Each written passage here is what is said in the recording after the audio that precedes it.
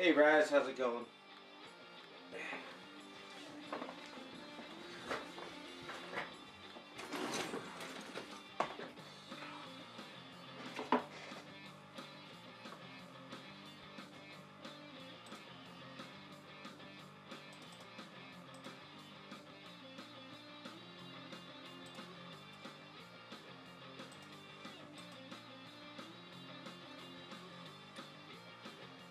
Hey, what's up, customizer?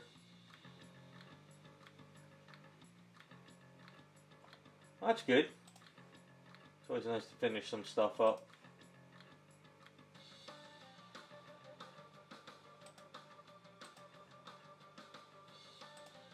Hold on, just trying to get organized a bit here.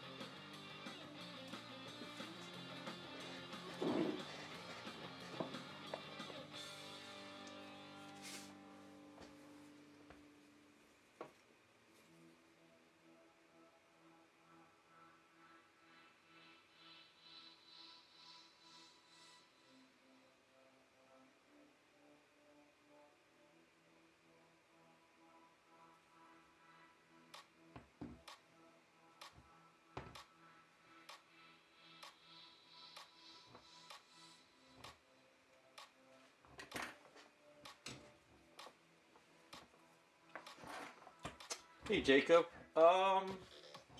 Busy week. I actually went to the Baltimore Comic Book Con on Sunday. So actually that was a hell of a lot of fun.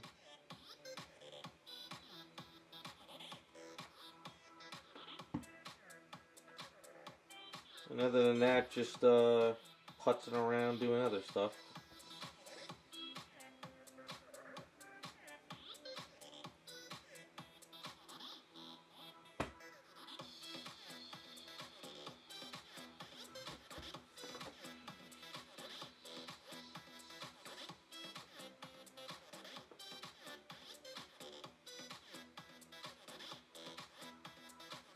I actually got to meet Mike Grell, who did the artwork of First Power Girl, the All-Star book I have over here.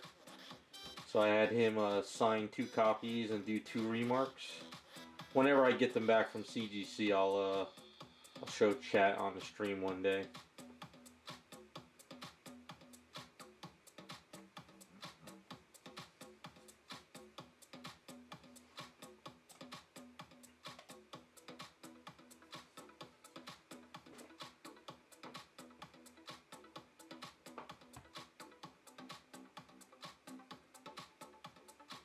But Baltimore Con was really cool. I liked it. A lot of artists there. Had tons and tons of comic books. So it wasn't like, you know, New York Con where it was all pop culture stuff. It was like, felt more like an old school comic book show to me. So.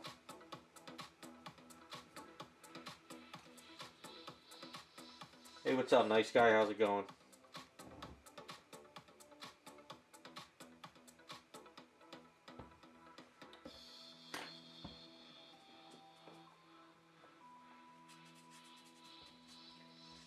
I also got to meet Mark Wade. He signed my 2 Kid Flash books from Kingdom Come. He was pretty cool to talk to. Also met I forget how you say his last name, Craig Russo or Rasu. He did Impulse books back in the day. Had him sign a book and do a remark on an Impulse book. He was a really cool guy. I liked him a lot.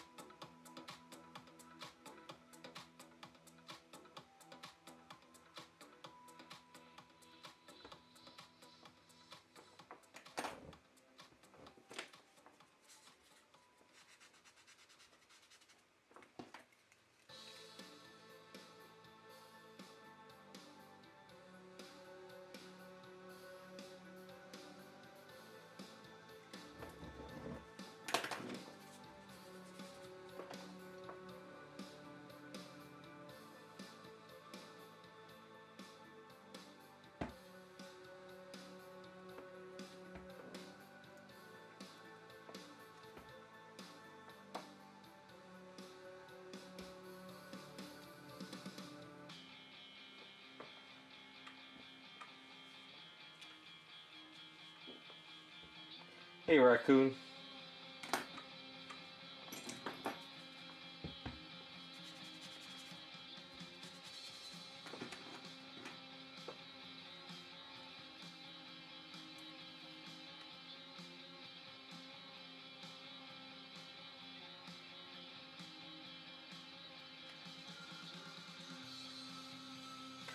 Yeah, I think she has these seams here. I already did. These seams that are underneath here. But does she have seams that come down here? I know she has this seam up here and it goes over here as well. I was looking at a video earlier before I streamed.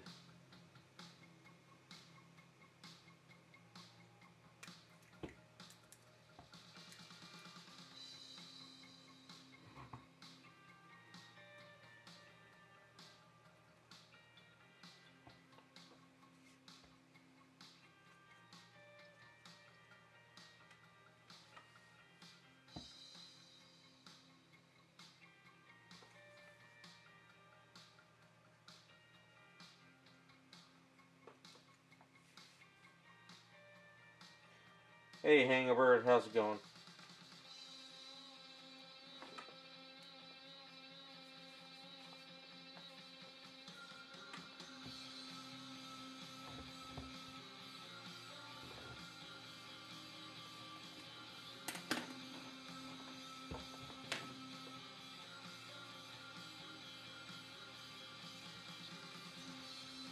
Actually, really cool today. It was like 50 degrees this morning, and now it's like 72. So summer's pretty much over, at least here. So we're gonna have like probably a week and a half of nice weather, and then it's gonna be like winter.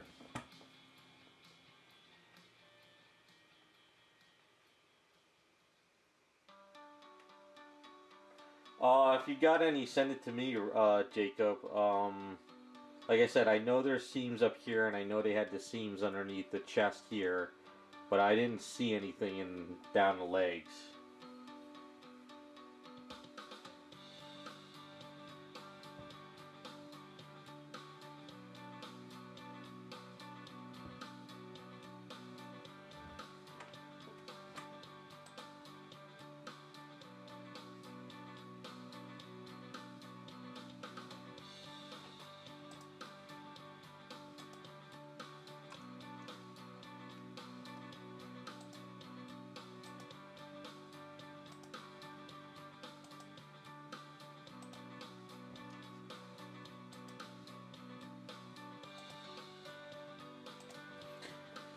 Um, she does have a little nipple action, but it depends on which art you look at or pictures. So I don't think I'm gonna add them unless the guy that wanted her in the beginning wants it. I'll have to ask him.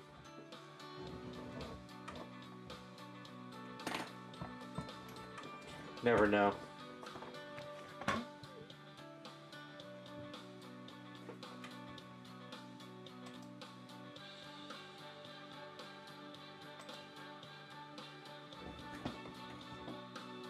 I don't know, I'll have to ask him, see what he says.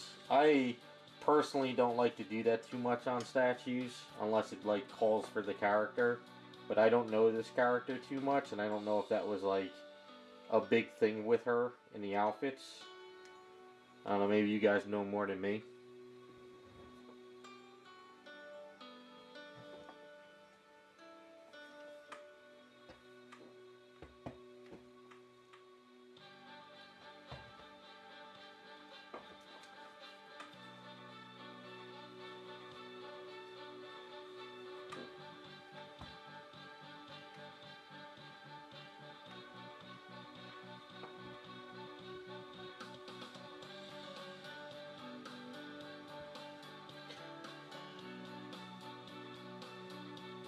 Well, like I said, I don't know the character. The one image I'm looking at right now, one side has a little bit nipple action, the other one doesn't. So I didn't know if they tried to keep that down in the show or if they tried to play it up. I'm not really sure. And like I said, I don't know the character, so I only do it if clients ask for it. I try not to do it on like any personal stuff.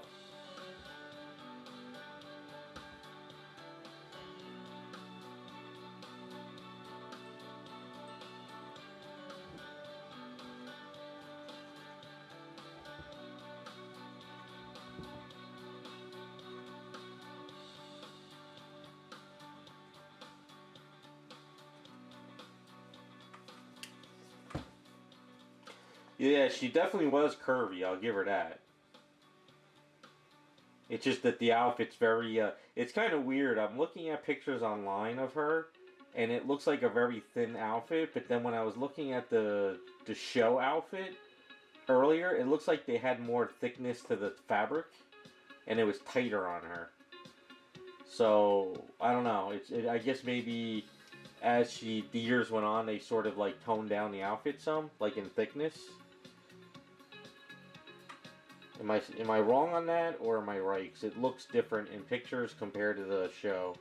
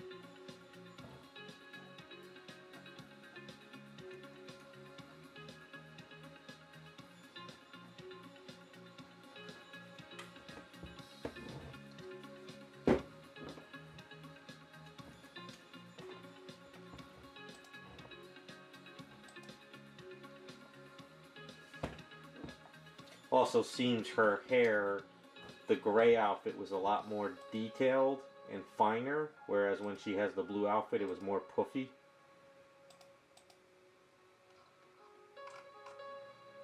I guess more hair gel, I guess you can say.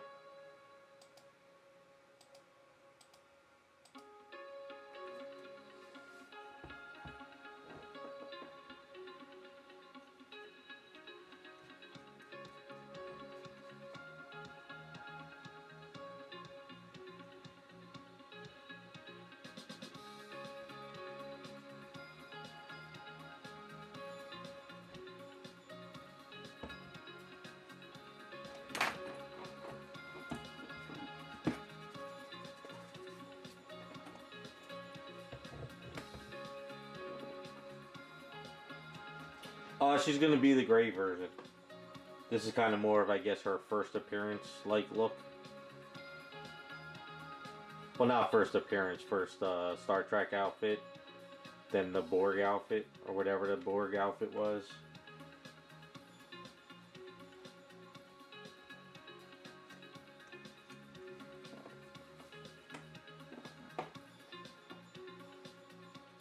So I gotta get a Star Trek symbol for her chest.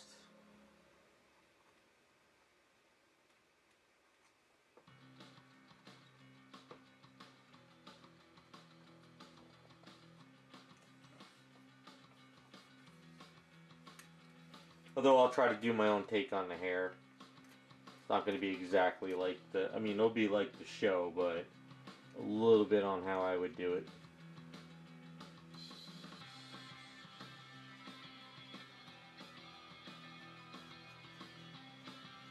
So I'll have a little fun with it.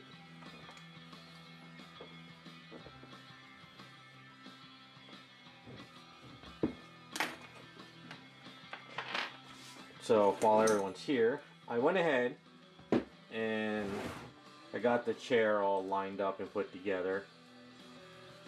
So what I did is, as you saw last week,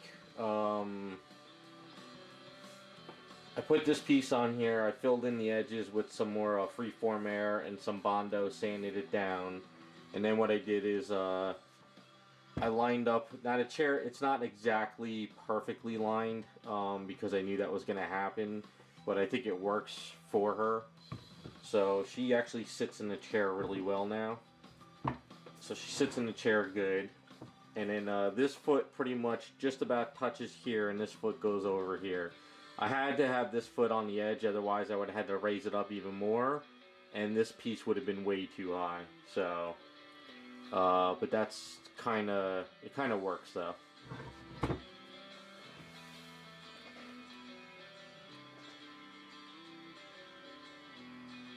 Yeah, I'm gonna have Raz print me up a symbol when we figure out where we're gonna do with the console over here.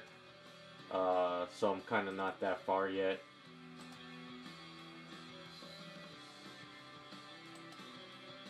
Raz just sent me an email, he found one.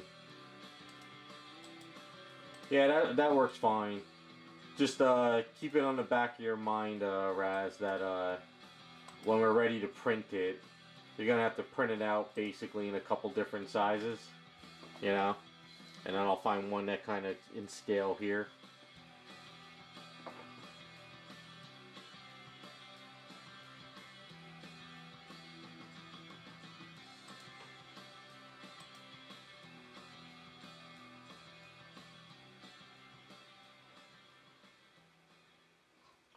Well, that's actually a great image, Jacob.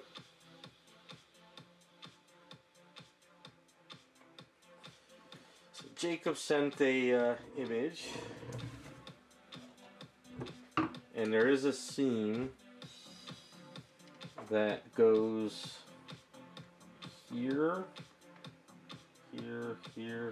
here, down to right about there.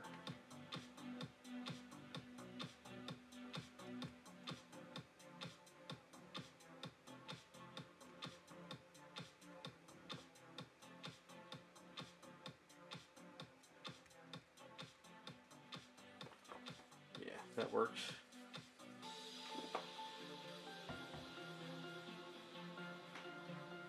There's seams down her back as well.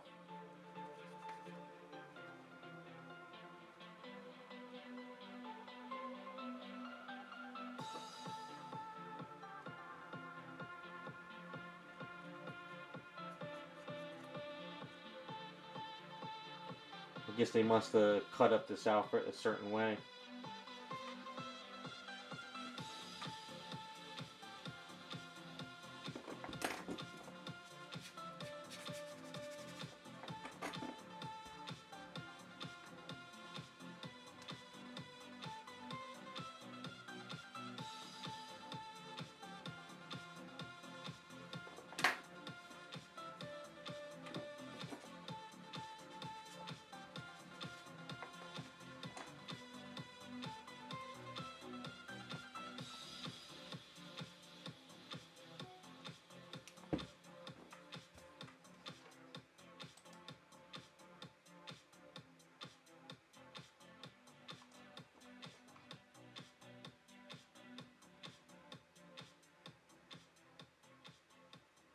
Okay, so it goes down her butt crack.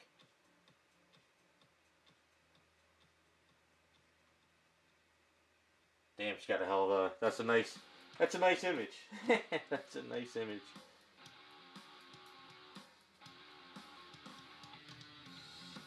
Oh, so wait, is that a seam or is that her rib cage? So it actually, maybe I was off when I did this. This should have been up higher. I mean, we could do just a seam here, right? I can see why she's a fan favorite now. It's a nice little gift you sent me.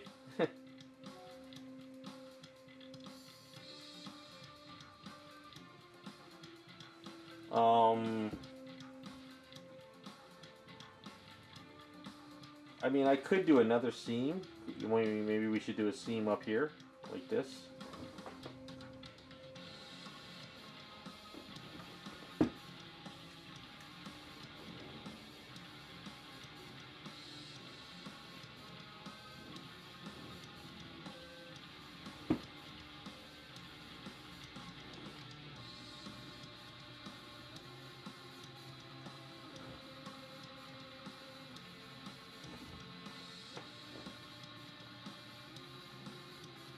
Yeah, I gotta stop watching this GIF you sent me. It's too distracting.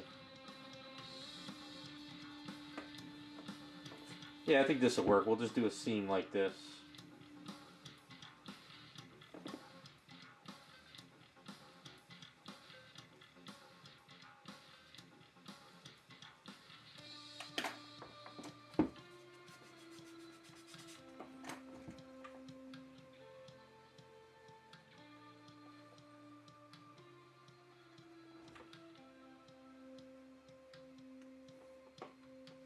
If I could send a GIF in chat, I would, but I'm sure you guys could find it.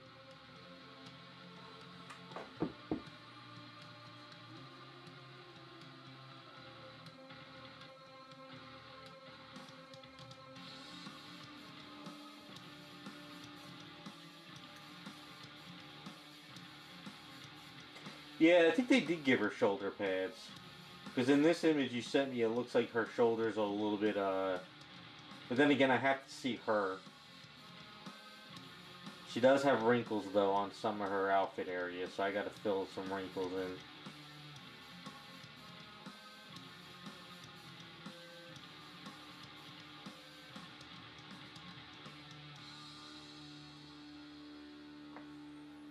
It's alright, we can also do our own little tweaks here and there. It doesn't have to be 100%. I'm pretty sure everyone's gonna know it's her.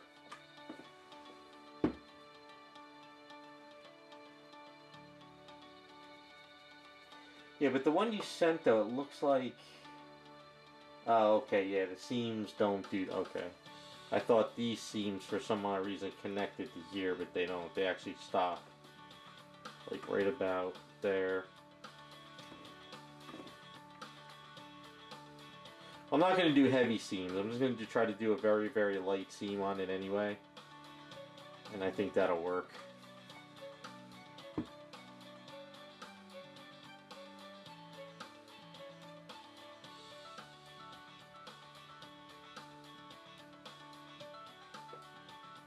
Yeah, because it looks like when she walks, you actually see her underwear, like here.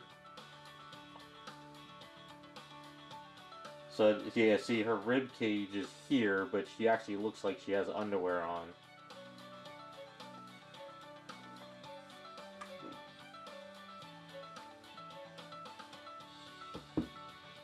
I don't know, what do you guys think? Well, let's see, should we keep the seam back here down to her butt crack?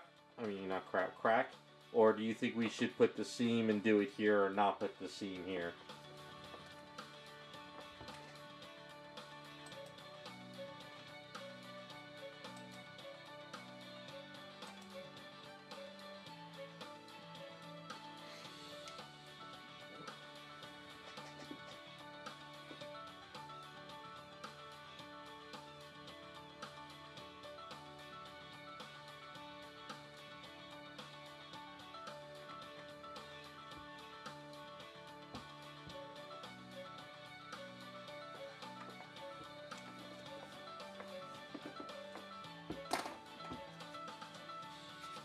Yeah, it'd be kind of hard to do the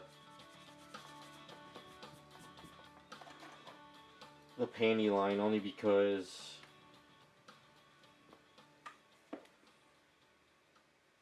so this has to stop like right.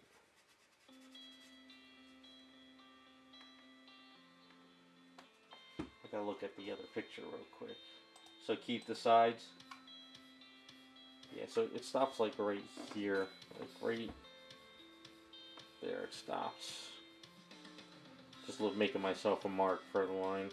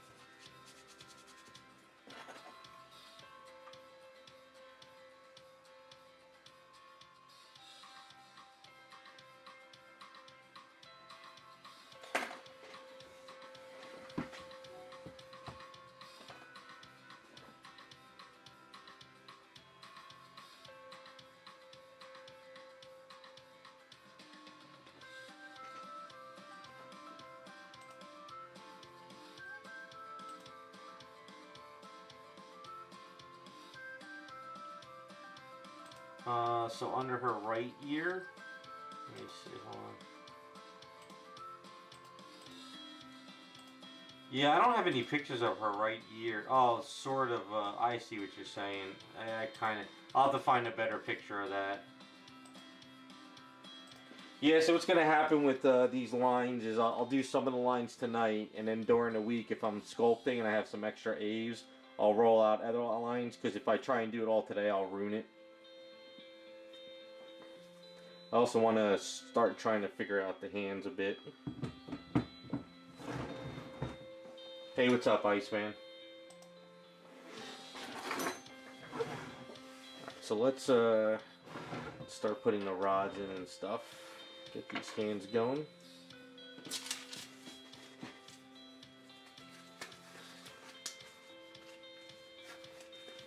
Oh, Raz, did you keep the scaling of the chair saved? So if we do some part of the console, it's still in scale?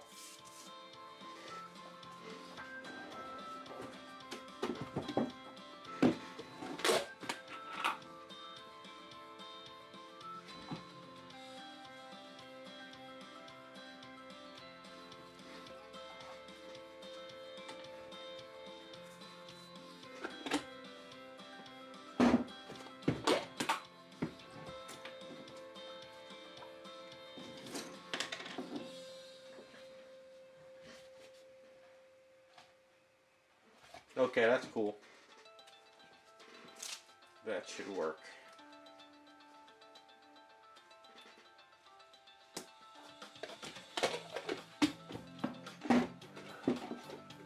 Is that your new printer, Iceman? Excuse me. Here.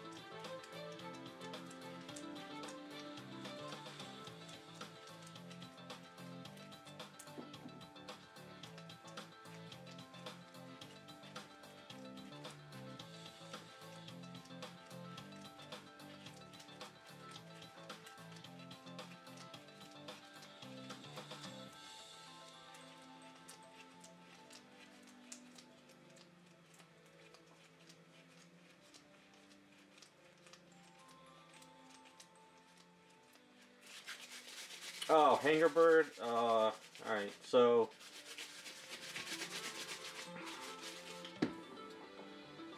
I use epoxy sculpt red, because red over gray primer, you can see what you're doing. And I mixed a little bit of Fix It Sculpt, not Fix It, but Fix It Sculpt, just to turn it a little bit pink. And then it also gives it a different consistency. Fix It Sculpt is sort of a little bit stronger when, you know, like when you sculpt stuff. It doesn't like sag over right away like that, but it will sag. If you mix epoxy sculpt and you mix it right away, it sags right away. So when I mix these two together, I get like a mid-grade. And I sort of like it better. Because I found that, it's kind of weird to say, when I use a paintbrush, you know, like use a paintbrush with my Aves safety solvent on Fix It Sculpt, it becomes very, very milky. And sometimes it's hard to see. But I use a little bit of I mix like, you know, whatever I feel like mixing of the regular Aves epoxy sculpt. And it gives me like this mid-grade, and using a safety solvent, it doesn't get all milky and go all over the place. Yeah, it's kind of hard to explain. The best way I could say is if you have yourself some Fix-It Sculpt and you have some regular epoxy sculpt, mix them differently, you know, mix them separate and mess with them, and you'll see the difference between how little bit durable this is compared to how soft this is in the beginning. And then if you mix them together, you get like a mid-grade of these two.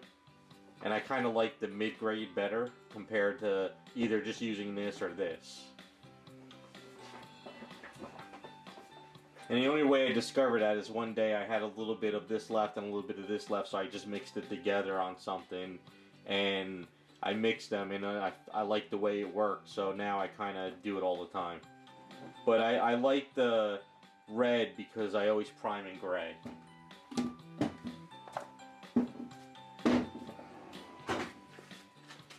Yeah, I mean, as long as you're using you know, used materials, I'm pretty sure you can mix all of them together, whatever kind they are. But, you know, so for instance, you know, on Lola, you can see what I'm doing compared to if it was the white or if it was gray on top of gray. You can see what I'm doing on top of it, and it makes sculpting and customizing easier. Like, even if you're building up a kit, you know, so say you're just building a kit, you know, and I attach these two legs together, you know, this leg and this leg, so you can sort of see, you know, the red on the, you know, here. So it just makes life easier color-wise. It doesn't mean that the red is anything important.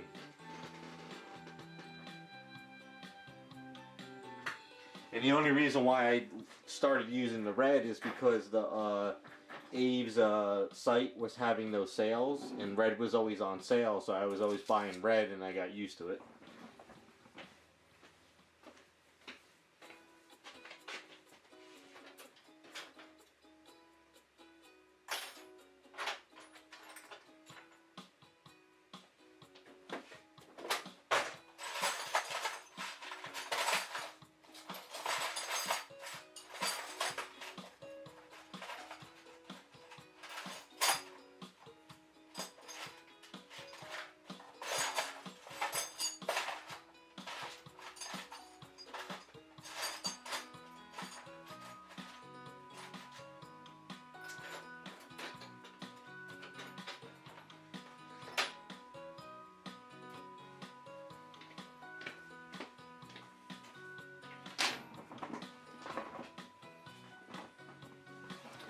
I mean, I haven't had a problem. I've been mixing Aves and Fix It together for years now, and I haven't had an issue.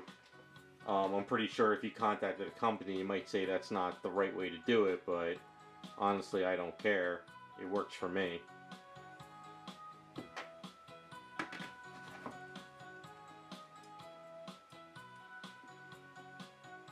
I think what I'm going to do is I'm going to set this up where I'll glue this in at the end on our hand.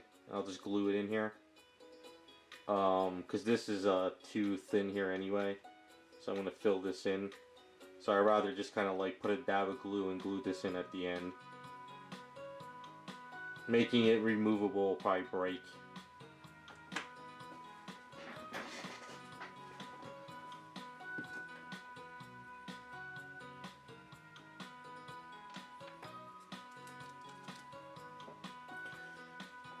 Yeah, you could give it a try. Now, I don't know if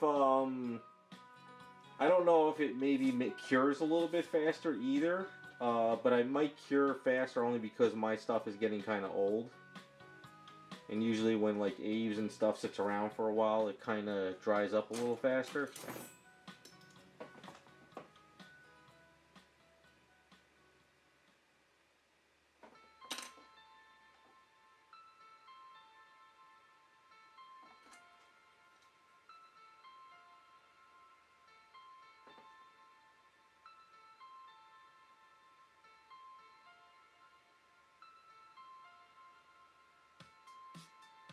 Okay, I gotta Dremel out the arm a little bit more.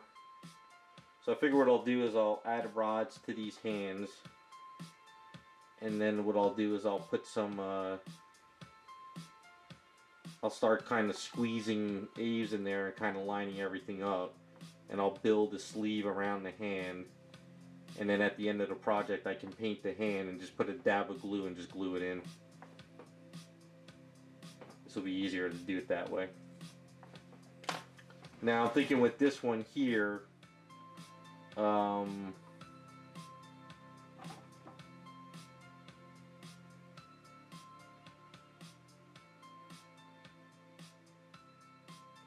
I'm gonna attach it to the I think I'm gonna attach it to the chair. If I could set it up in a way where it's not attached to the chair until the end of the project, I think it'll work. Like, say I take some A's now and I sort of line up the hand a bit, and then I can break these fingers coming down, and then this way when she goes into the base, she kind of just goes over the hand. So I think that's what I'm going to do with this one.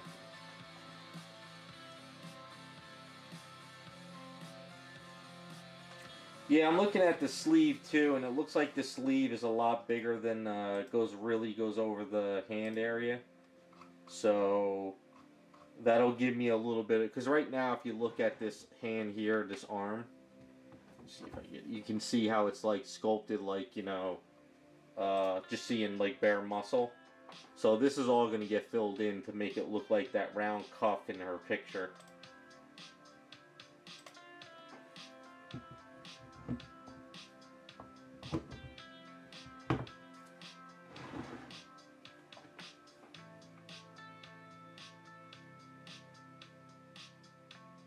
Yeah, I don't even think I need to put a rod in here. I think as long as this body goes over the hand in a nice even way, it should work.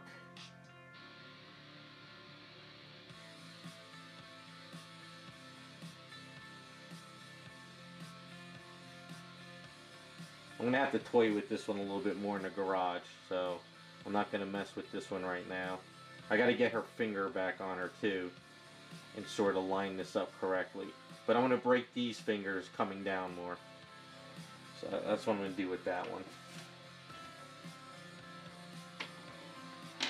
Yeah, but I mean, she goes in fairly even, so as long as, like, you know, you kind of line her up correctly with the hand, she'll kind of probably pop right onto it and it won't be an issue.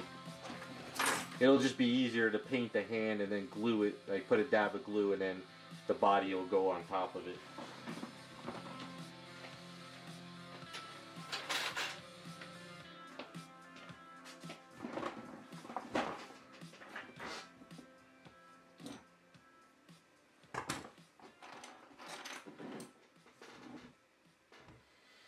Somehow I did a little mark over in there. I don't know how I did that.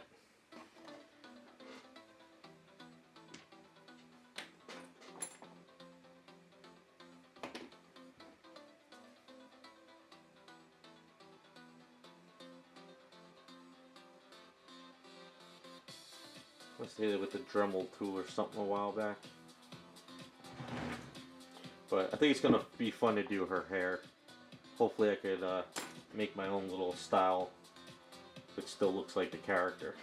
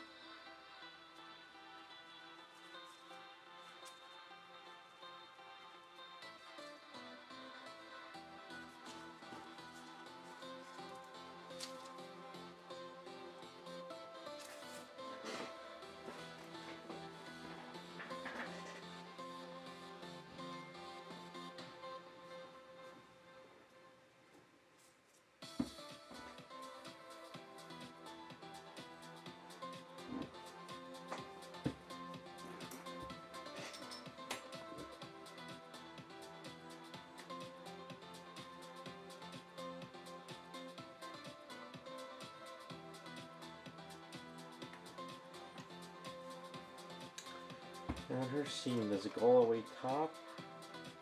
It stops at the...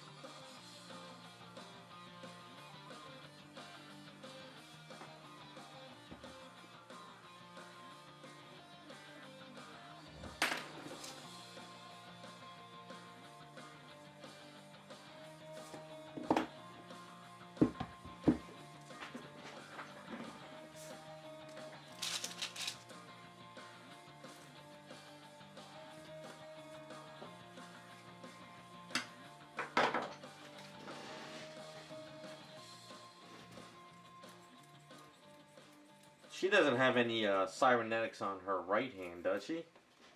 Is it only her left hand?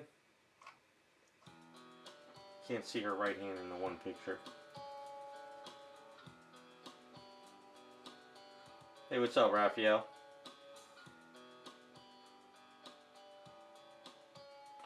Yeah, chair worked out pretty good. Raz found a good one.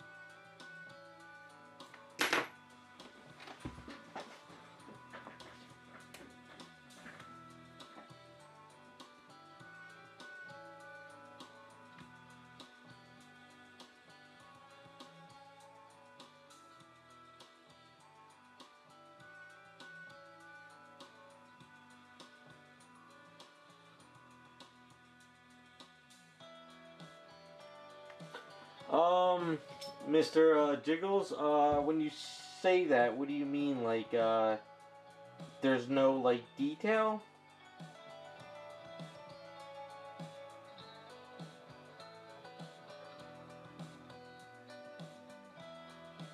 And how much hair are you talking about?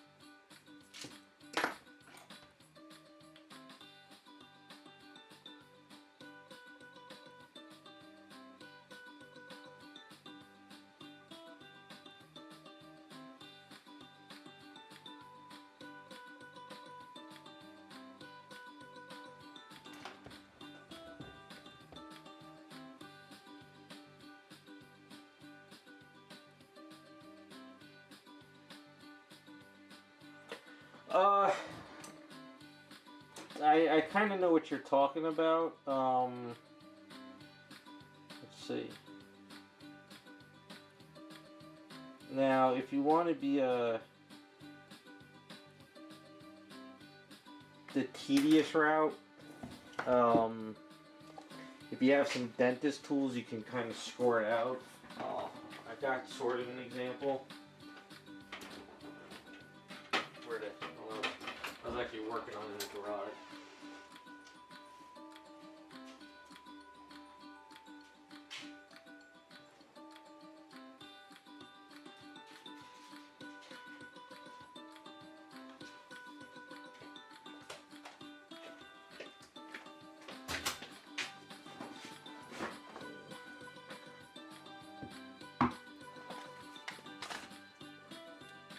So this is my Power Girl head. I was actually, while I was in the garage this morning, I was working on it. So maybe this might help you a bit. So, anything you see red, there was no detail there. So I used Aves. And what I did is I put some Aves there. And then, you know, I had my sculpting tool. And I sort of, you know, like recreated the lines again, you know, with the hair. Now these parts over here you see blue. What happened was there was supports here that were printed. So what I did was I sanded them down, and then you sort of lose that detail. So what you could do is, it's hard. I'm not saying this, I do this, it's easy, but so say there's a strand like right here where it's supposed to be. If you have a nice sharp X-Acto blade, you can sort of score that area where that you know detail's supposed to be, right? This blade's not sharp enough, but you get the idea. And then if you have one of these tool sets, you get these at like, you know, a Harbor Freight tool. You get one that's sort of the tip on this one's broken. I have to buy a new set. But if you have one set that's got a really good sharp teeth set, you can sort of use that score line you did and sort of recreate your strand of hair. But honestly, this is tedious as hell to do it this way because you're trying to sculpt resin, and resin's sort of a pain in the ass. Honestly, I mean, if the whole entire hair has no detail, it's going to be tough to do that with every single strand. But if you have an area that's kind of really flat, you can just sort of Dremel it out, you know, put some Aves there. You know, you put some Aves, you kind of put your Aves sort of like, you know, just real quick, and then you can sit there with your tool and sort of create the lines again, you know. You could do something like that. Yeah, it like, honestly, what you're trying to do is a nightmare, and I honestly, if it's the sculpt, you can actually, another way of doing it is you can send it to a sculptor and say, hey, can you detail up this hair for me, and then reprint it again. That's one way of doing it. Or the other way is, like I said, get some Aves and sort of rebuild some areas. Now this printed out well because this was a good sculpt, and it was able to print in larger resolution. But like I said, the supports really killed some of these hair spots, so I had to rebuild some of this stuff. So yeah, I mean, honestly, now there is another tool, right? There is a dentist tool I have that is for scraping. So this dentist tool right here, it's hard to see the very tip of this, but if you were to look at the tip of this tool, right, let's see. So if you look at it at this edge, it's sort of, if you look at it from a point of view, it's sort of like this. And it's sort of got a little bit of a lip here that's kind of like a knife. So this, if you found a tool like this, which I don't know what it's called, I've never been able to find another one, you can sort of get in there and like scrape it. And it really scrapes it pretty well. You could kind of see how it scrapes. But like I said, doing that is tedious as all hell too.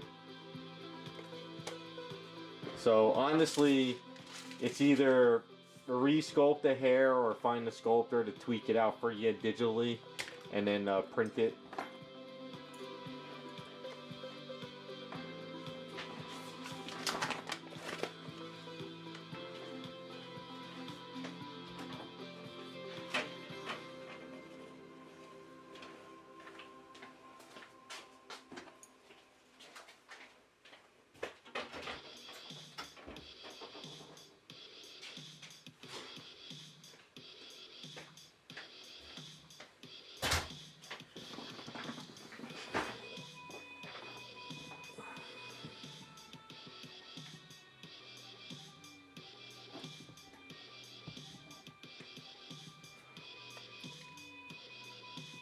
Yeah, I wish I could help you more, Mr. Jiggles, but sadly, you know, once you print an item or you sculpt an item and then you make a resin casting, if it's not detailed up, it's going to be a nightmare. Even regular smooth-on resin, um, is sort of a pain in the ass to, you know, grind into. So, you know, that's why whenever I have to make a line like this on an outfit, I'd rather Dremel out the resin and put Aves in there and build the line than to try to scrape it out later. Hey, Hangerbird. Yeah, Jersey Fest is coming up, but sadly I'm not making it this year. I went to Baltimore this past weekend, the Baltimore Comic Con, and I went to the whatchamacallit, Terrificon earlier this year. So I'm trying to save funds for for more comic book shows than the Jersey Fest show. So I'm just gonna skip it this year. With inflation and everything's going on, I'd rather the very few days I can take off and do stuff, I'd rather go to some comic book shows. It's kind of my goal for this year and next year. Plus Jersey Fest show, to go there, it's about an hour drive. I would have gas and tolls, parking, food for the day. It's kind of like, I like Jersey Fest, but I don't know, I'd rather just spend my money for comic book shows. It's kind of more what I want to do this year and next year. Hey, Jake's go? DNA? Thanks, man. Appreciate it.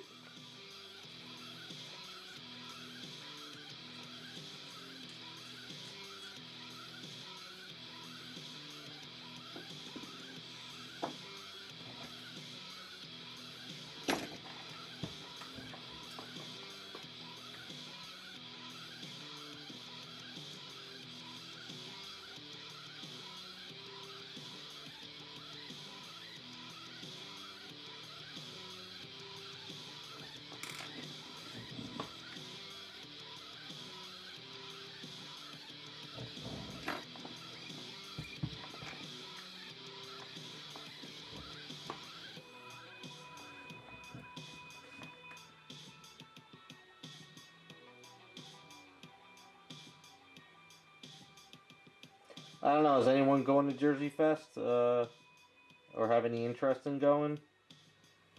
I don't know. I'm kind of more into the doing some other stuff this year instead.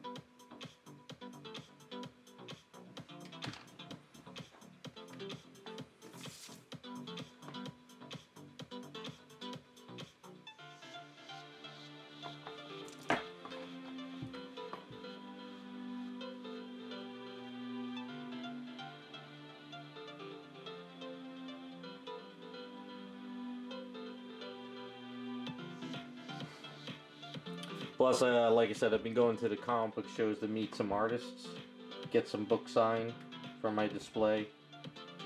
So that's kind of where I wanted to spend my money and time this year, mostly.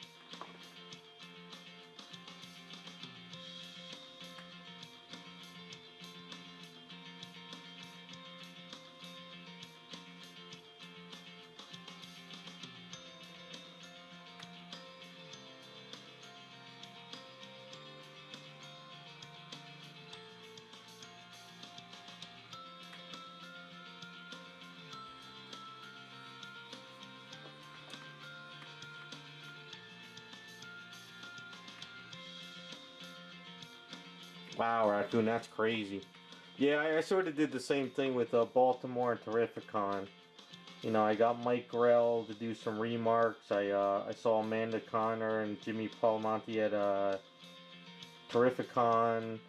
Uh, you know, I'm doing more of that stuff lately because I like. I don't. You know, I don't have a lot of days off, and the money I decided to spend this year was to go toward all that stuff. So, yeah, it's like even signatures now are like.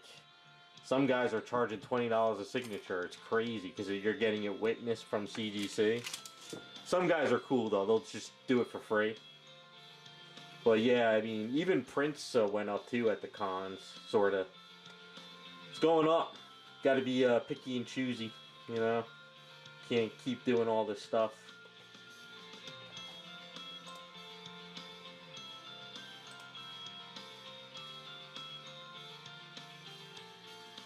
Where was Monster Mania at, Raccoon? Is that the one up in North Jersey, or was it somewhere in PA?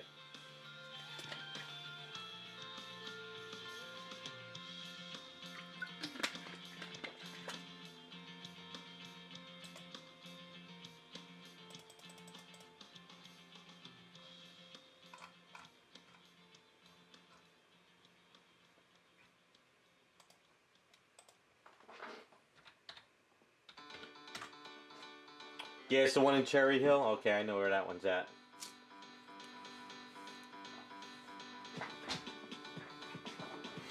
Yeah, I think I went to. Well, it used to be called. The one I think was up North Jersey was Chiller. I think that's the one I went to years back.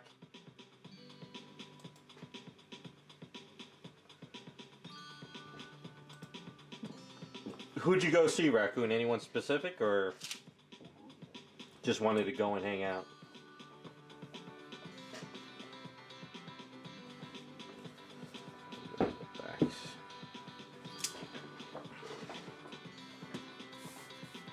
Yep, Parsippany. Yeah, that's the one I went to a long, long time ago. That's the one. The one I went to. Chiller and Parsippany. I think Kiss was there that year, and literally, like the whole entire place was mobbed.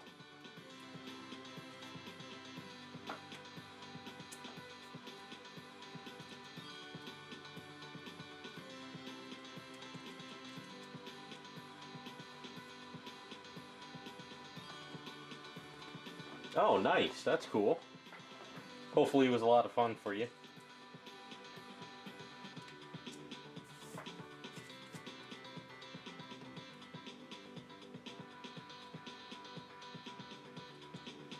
Was there a lot of?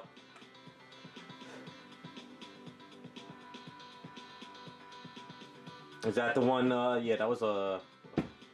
That was like probably back in like 2000. What, like 7 or 8 or something, or 6, somewhere around there. That was a long time ago, though. At least the one I went to. Was there a lot of movie stars there? Because I know with the strike, they're supposedly not allowed to do that type of stuff. I wonder if some of them are not like in the guild anymore or something.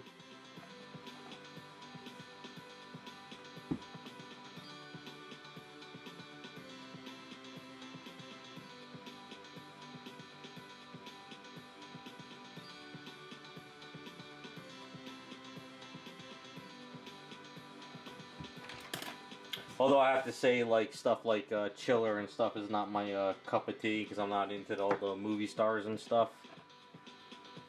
I'm a comic book geek, so... I mean, it was good to experience it, but... not something I would go to often.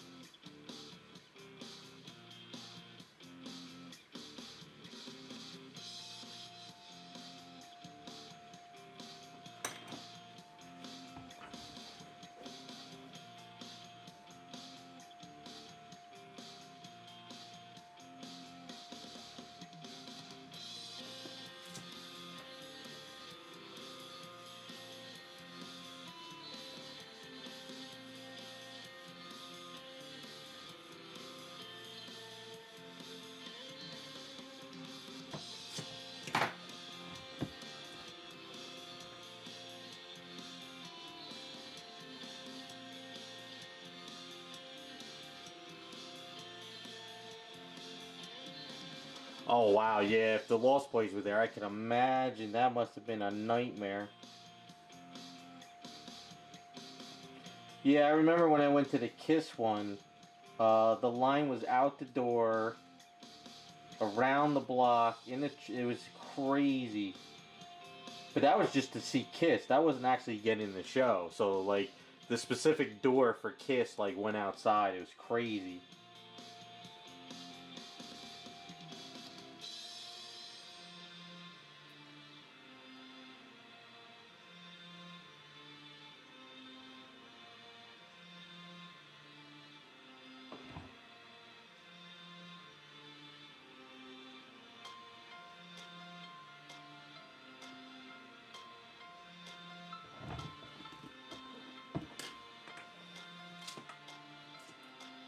Did you have to buy specific tickets for those people, or is it just a matter you get in there and you wait online for whoever you want to see? Never sure how they handle those.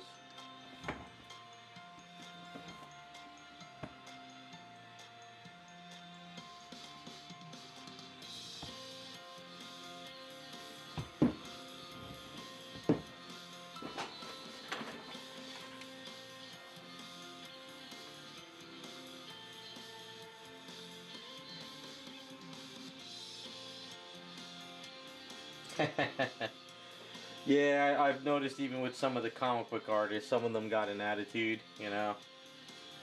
Some are awesome as all hell. Some are just kind of like, yeah, here's my signature, get the hell away from me type thing. That's cool. Well, as long as you had fun. Just waiting online sucks, I know.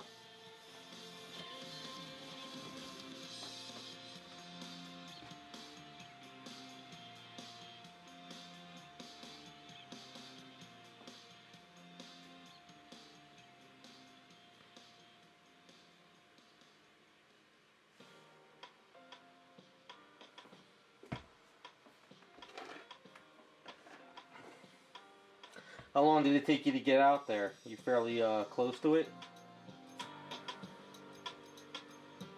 I think for Baltimore, the night before Saturday, which I had to drive through a monsoon, I got to my friend's house in the farmlands out in PA.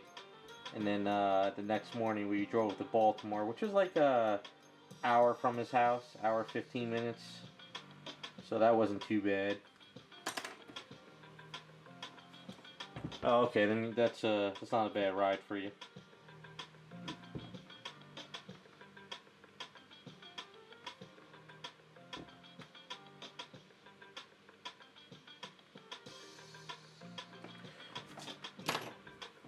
That's about an hour. If you have to get to Parsippany, isn't that like almost 2 hours for you?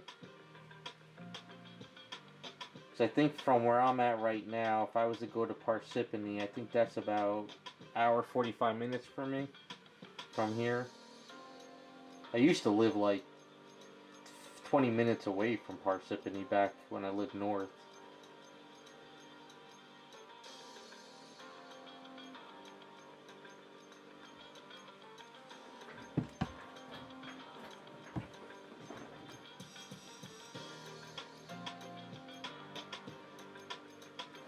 Another good thing about Parsippany, it's at the hotel, right?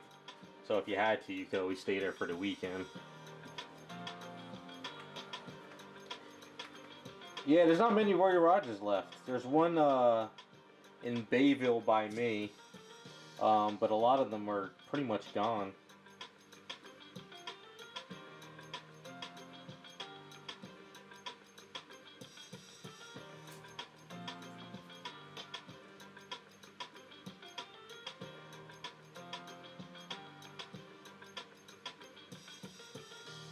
Yeah, but out in PA, you guys got Long John Silver's. We don't have them anywhere in Jersey.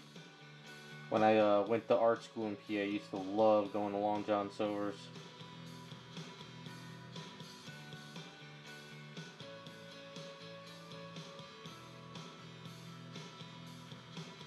That was my uh,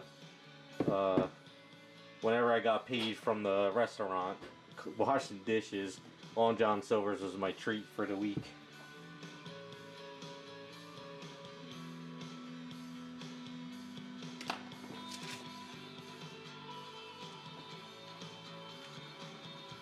They didn't make it a year, really?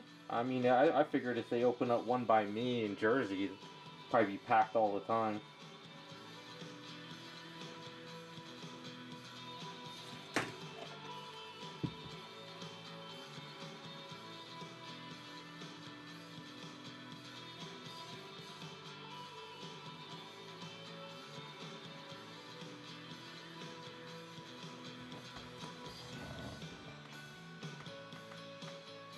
Yeah, there's Popeyes everywhere here. I can't, I really don't like Popeyes.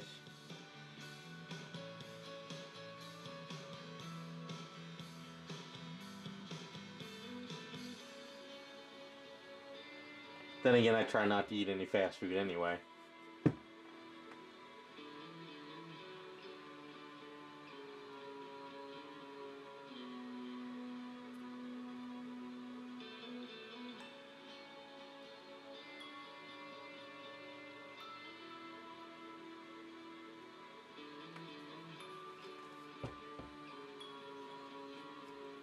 You don't eat chicken? What the hell do you do?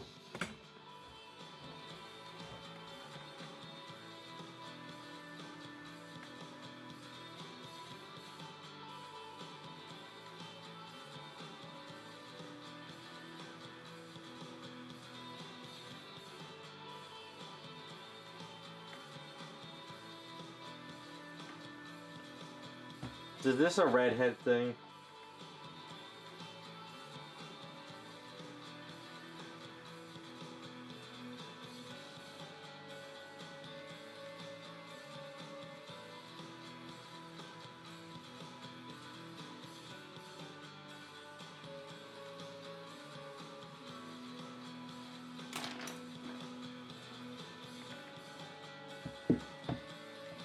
Oh, so you're scarred. Okay, scarred. I can accept that.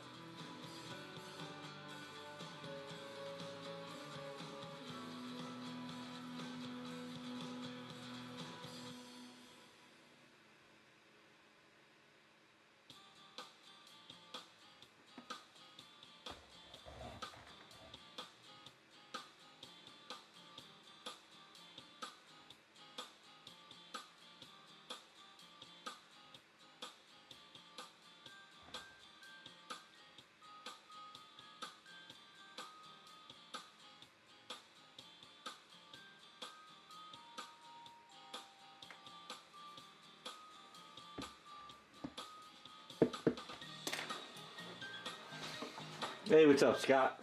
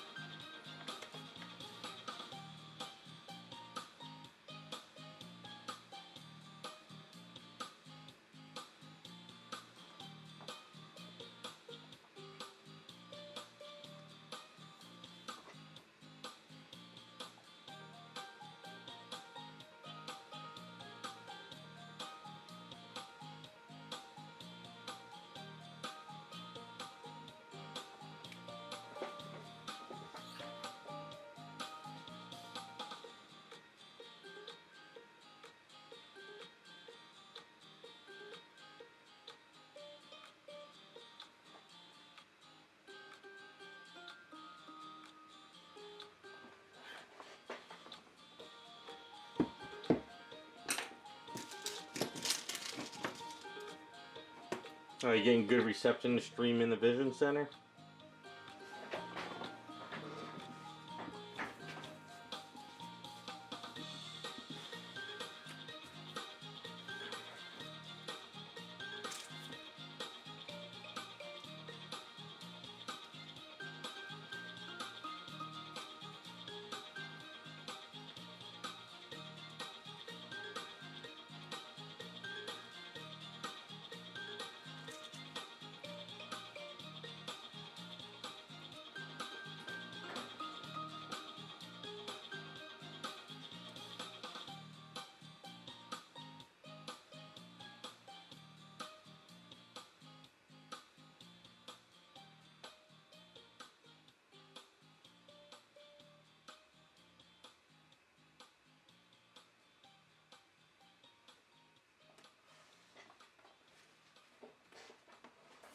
Oh, this is just wax paper. You know, any kind of cooking wax paper.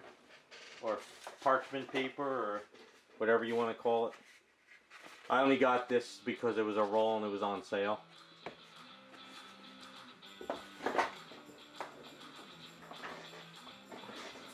I mean, these will stick to it, but it's better than rolling out on your desk and getting everything stuck on your desk. That's what I roll, like this Aves that's over here. I'm gonna, once I get this set up, I'm gonna flatten this out for Lola. So what I'll do is I'll go in the garage, and on there I have a piece of parchment paper on the garage with baby powder.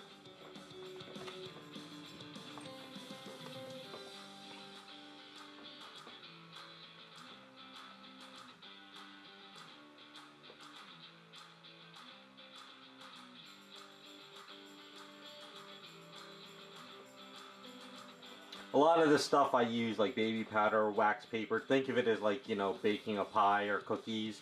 It's like the same materials for Aves.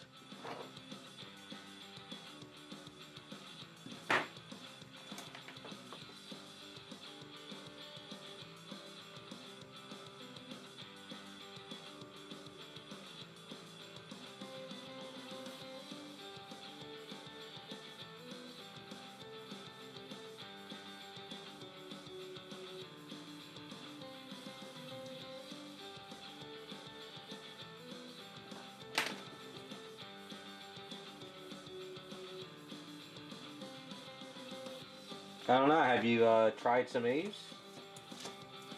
You never know. Might got a little bit of a kick to it.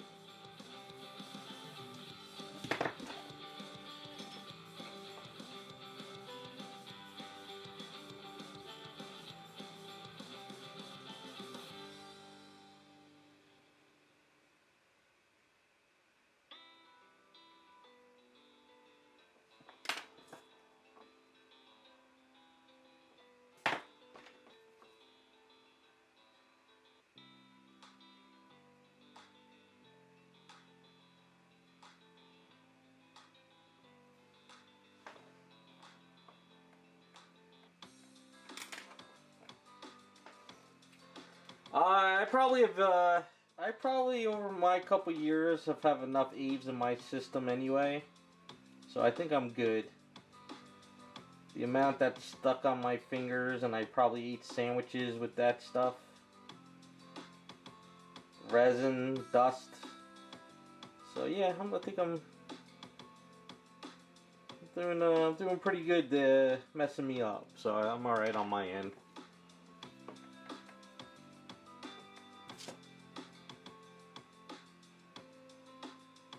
Hell, half the time I cut myself and got some safety solvent in there.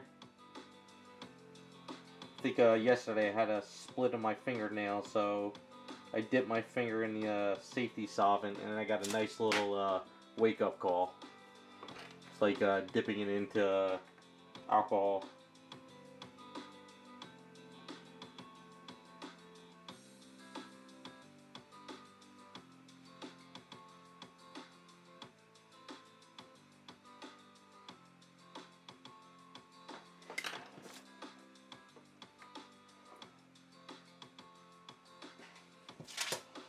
It's alright. Come from Generation X, so I've done plenty of stupid stuff in my day when parents were like, whatever. It's not my car. The person across the street. Yeah.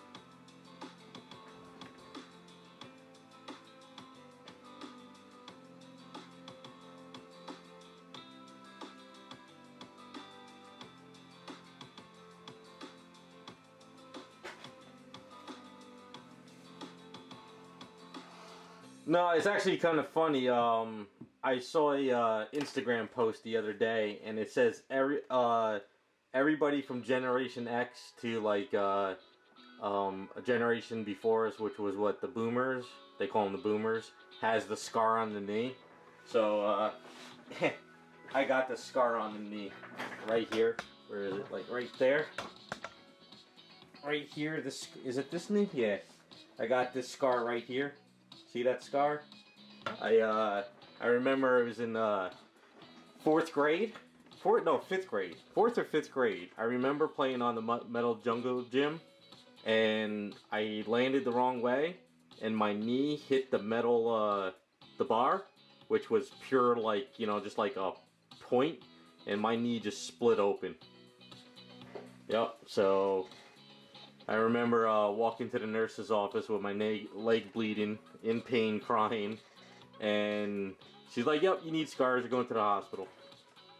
So I think pretty much all the kids I grew up with have those.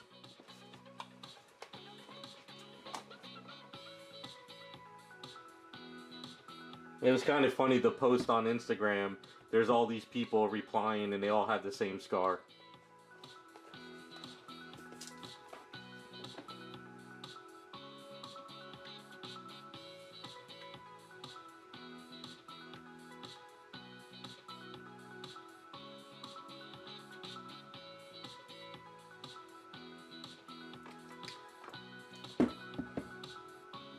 Yeah, they took them all away. I just remember my mother was pissed because I got blood on my shorts, not because I got hurt.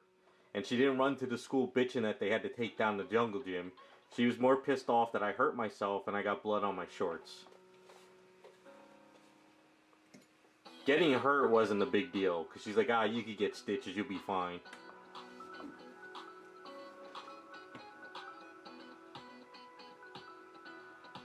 Yeah, that's true. I was in two mosh pits back in the day.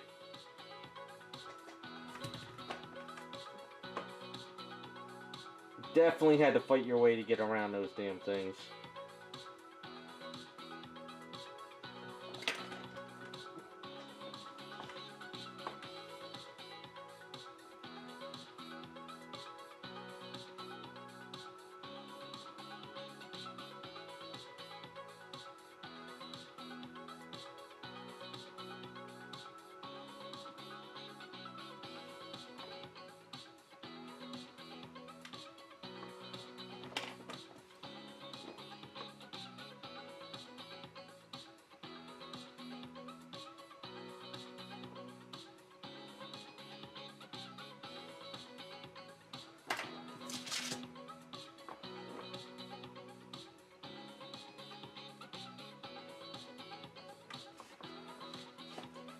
I saw one which was, I was in tears. There was a girl, she was in the car, and she was like, what we should do is we should have a centered phone in your house that everybody in the house can use. And this guy replies to her, he goes, oh my god, he's like, she's talking about a house phone. He's like, how old am I? How old am I? Oh, that was funny. That was a good one.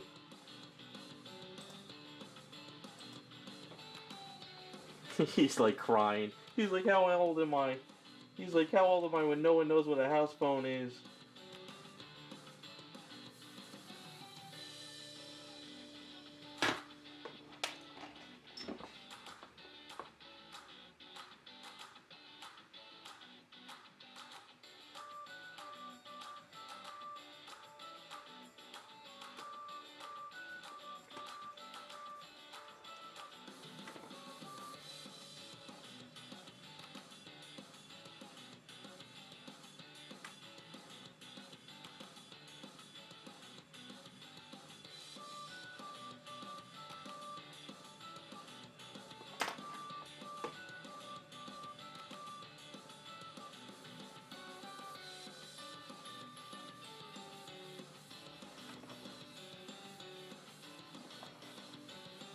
Yeah, my parents still have a house phone too. They're not they're the last generation to probably have them.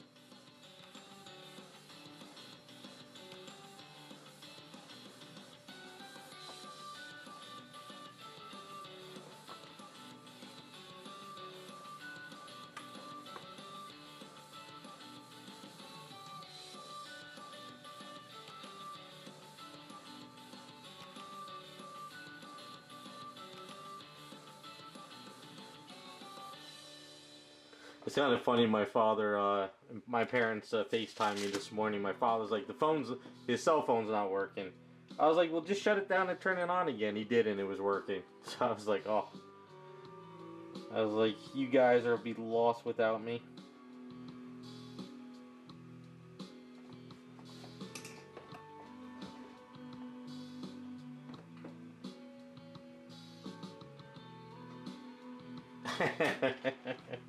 Yeah, we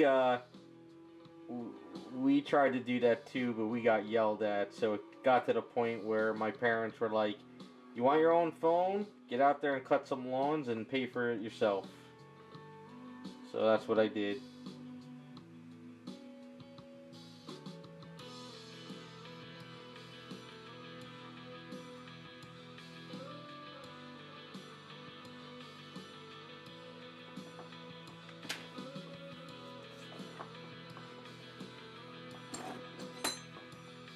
You know what's funny? My mother still has the phone in the kitchen with the cord on it. It doesn't work. They have one of those, they have battery charger phones they could walk whatever in the house now. But she refuses to take that phone off the wall because she doesn't want to see the hole with the wallpaper there. She's still got wallpaper in the kitchen. So even though it doesn't work, it's still on the wall.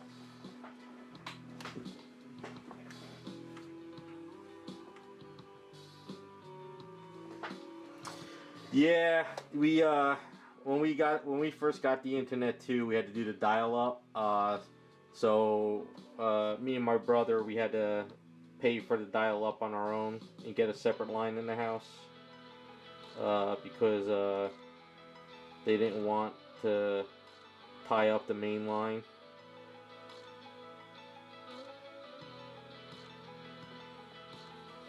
But by that time, I went off to art school. And when we came back, cable was on.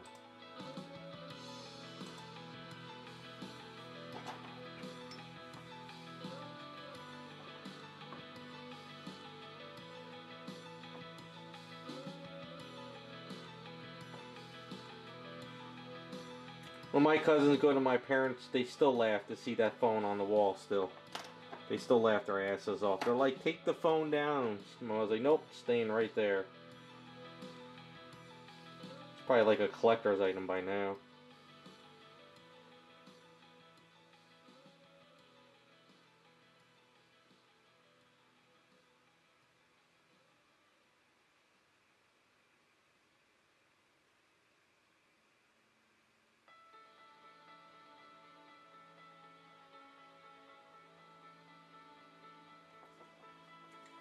I have to say though, with the internet now and getting older is funny because I love all the memes and jokes that people talk about with all the stuff we went through back in the day. It does make getting older funnier though, I'll say that much.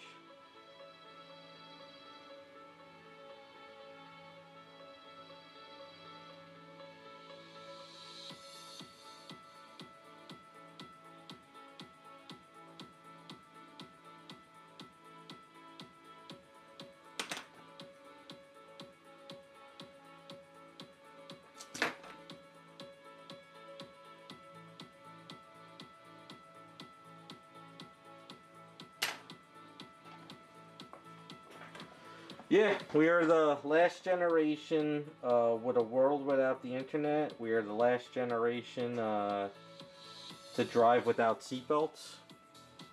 I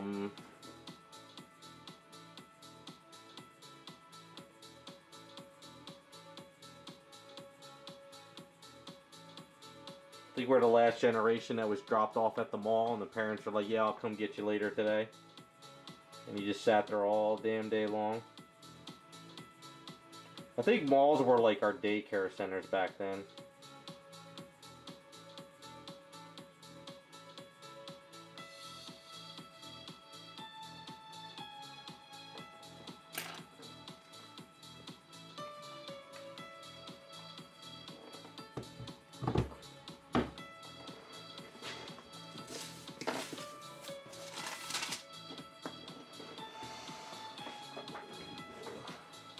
Oh, phone boost, yeah. Oof, man.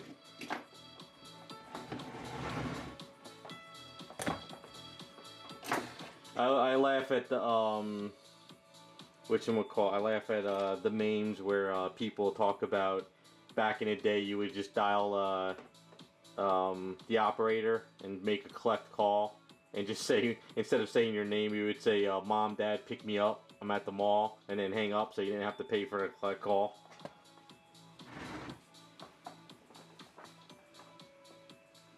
Yeah, all the malls here are empty as well too. They don't have any stores left in them, and the stores that are open are just kind of eh. So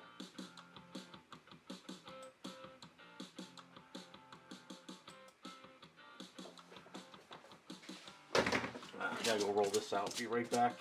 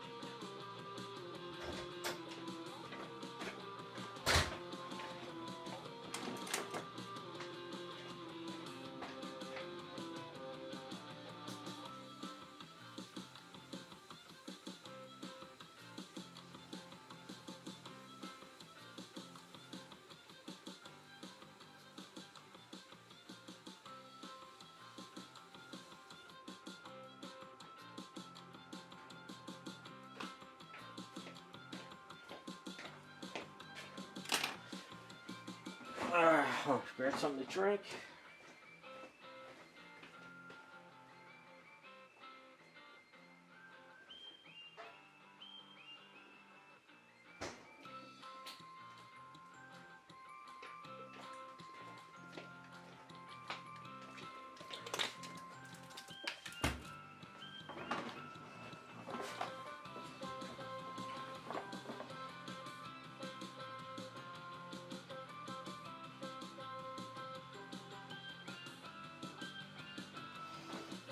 I see that. I've seen that channel, Raccoon. And yeah, I used to live in the malls too. I was a mall rat. It was fun being in the malls. But yeah, the malls that guy travels to, he goes up at the, what is he, like, he's gone to, what, a couple of the J.C. Penney's and Macy's? And he goes up to, like, the 3rd floor and it's a ghost town.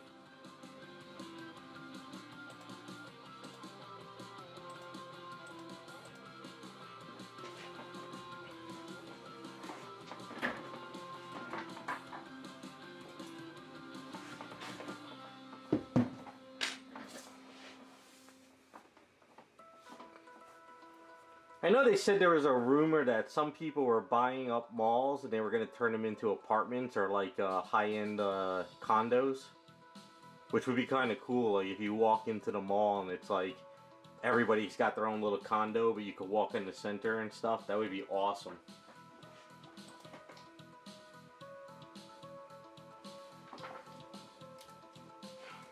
I think malls died around like, I would say around 2010, like around me. No, maybe around 2008 to 2009 is when they started to die out. Because they got rid of all the arcades, they got rid of all the restaurants, and around me they turned them into high-end malls. So the kids stopped going, and then they didn't get any traffic from parents because back when we were younger, the parents would go to the mall. They would drop the kids off at the arcade and then they would go shopping. And they got rid of that, so parents are like, well, I can't go to the mall because I don't want the kids walking around with me all day long. So I think that's what killed a lot of the malls by me.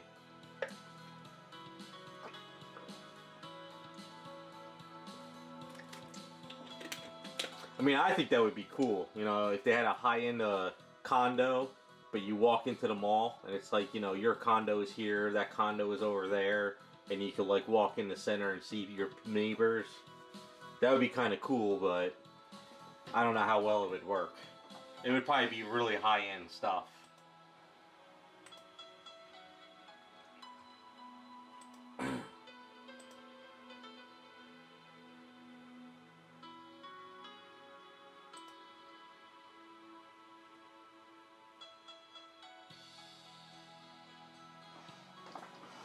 Yeah, rent probably would be crazy, but I mean, it's kind of a good way to really utilize the mall for something, you know.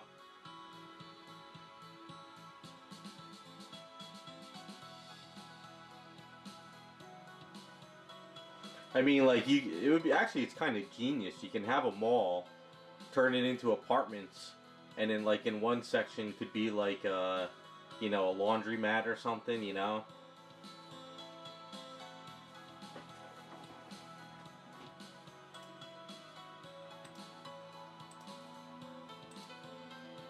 Oh well, we'll see what happens.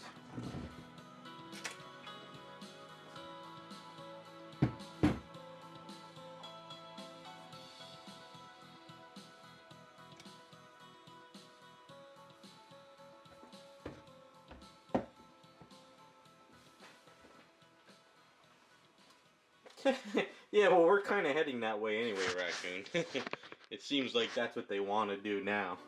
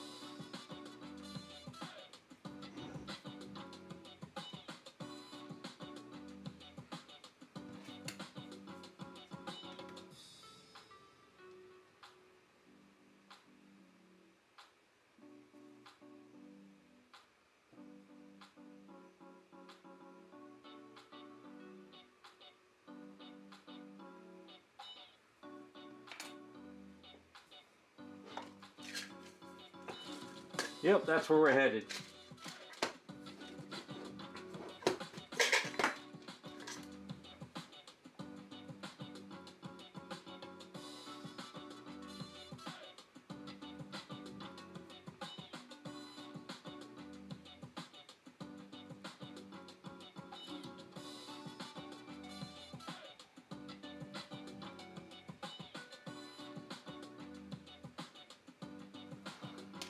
Alright, so just kind of quick, what I did is drumbled out 2 holes, and I cut these rods, and I think I put the wrong rod in that one.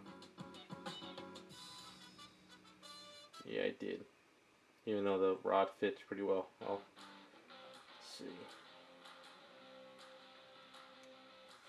And then I'm gonna lay eaves on top of it.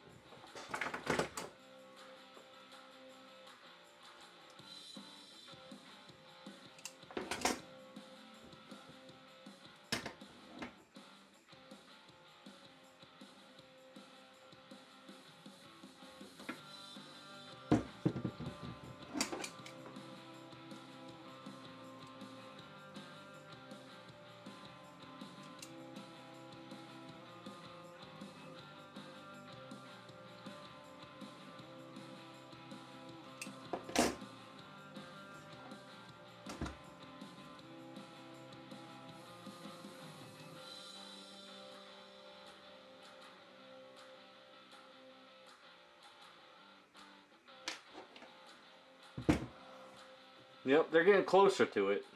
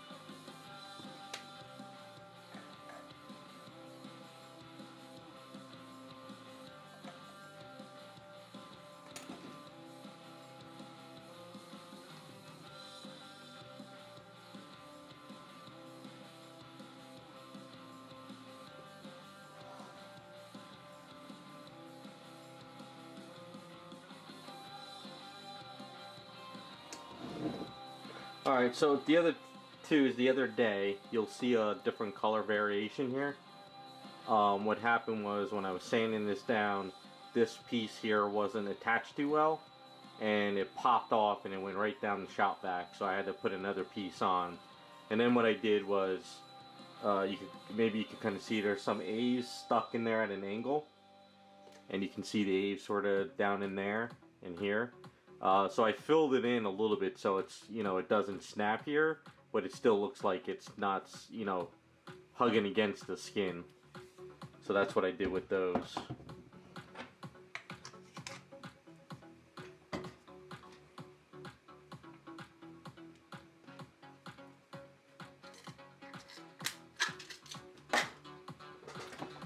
So since I mixed up that A's, I'm gonna cut it, and then I'm gonna lay the A's down on the rod so it looks like it's tight here, and then we'll try to sort of build it up around here a bit. I probably should put a rod across here, and this has got to get glued in a little bit better.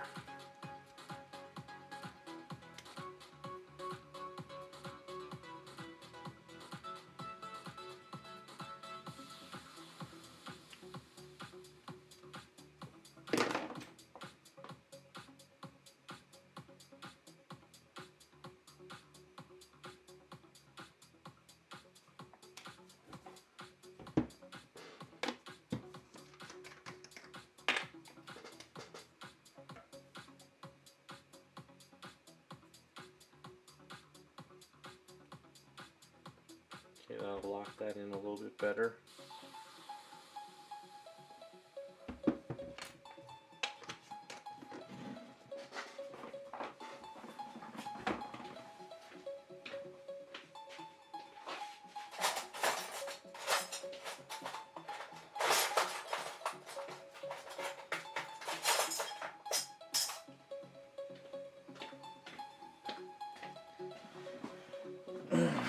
Alright, so what I can do is, I'll get this window down.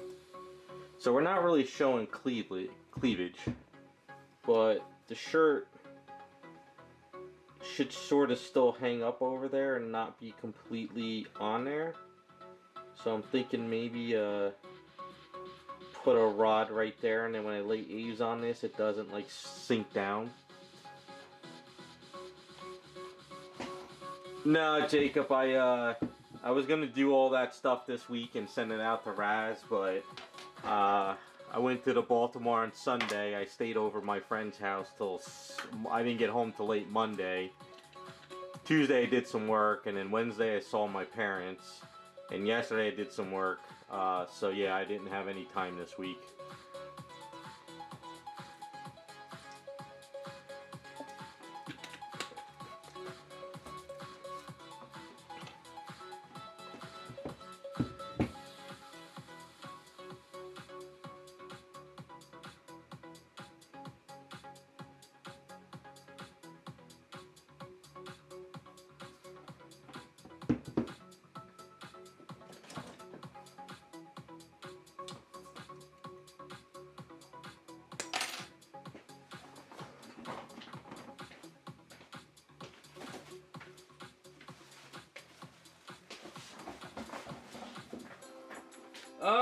Yeah, doing alright, I guess. Could be better, but not doing all that. Just getting older. Word of advice for everyone, don't get old. Stay young.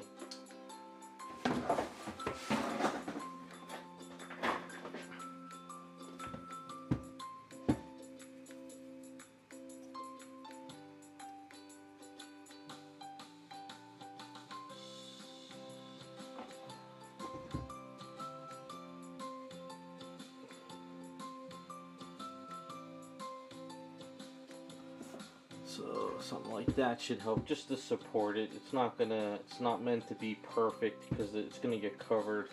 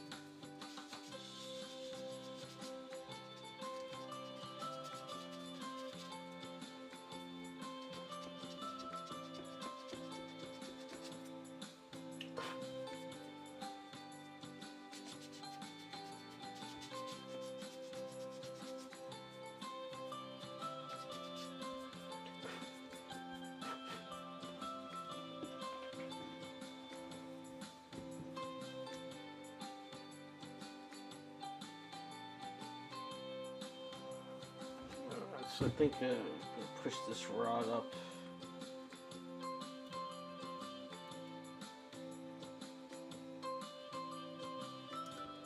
Probably should be up more here.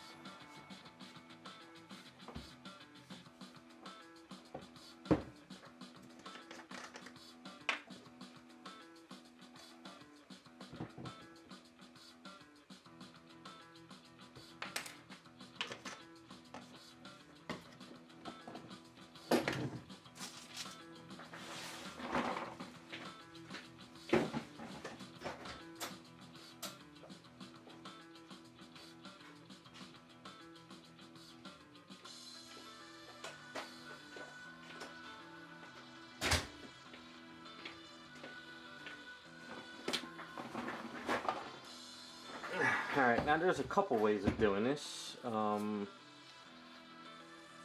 could sort of cut it and then just let it fall sort of on the area. Still a little soft, but I think I could get away with trying it. So I think if we kind of take it here, do an experiment.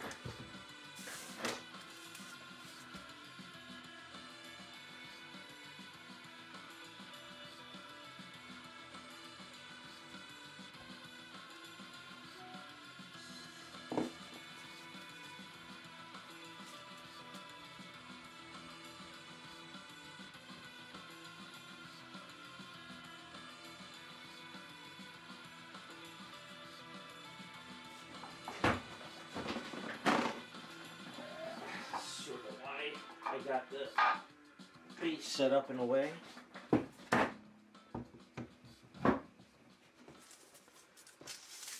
experiment, see if we can get this to work.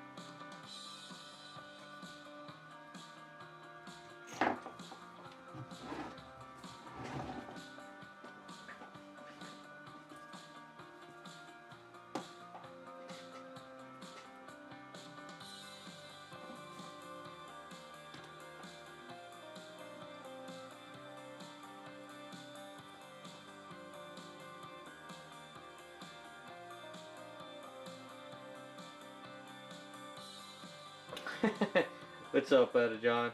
Uh, no, I'm gonna save that for an item for you down the line.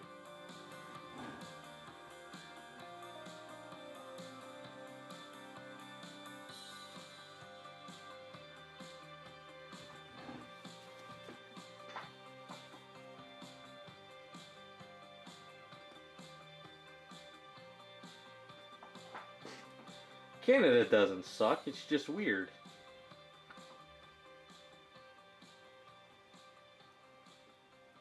Devastator? No, this is not a 3D print. This is a Power Girl statue from Sideshow Collectibles that was damaged. And I'm turning it into Lola Bunny.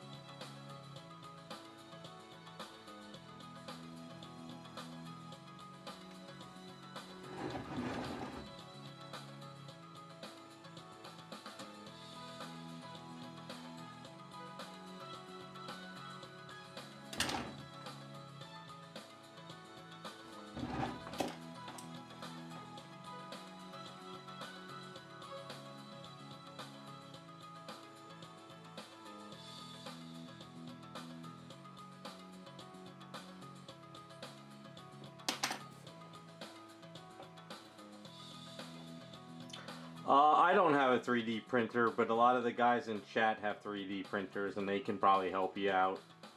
They talk about 3D printing all the time when they stream, so they know way more than I do.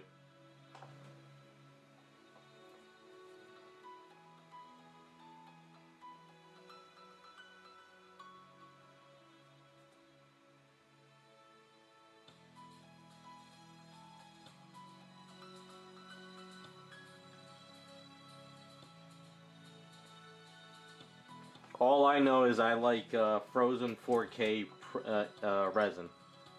Meta John is the one in chat who prints for me, and Raz does also. And I love that resin the most.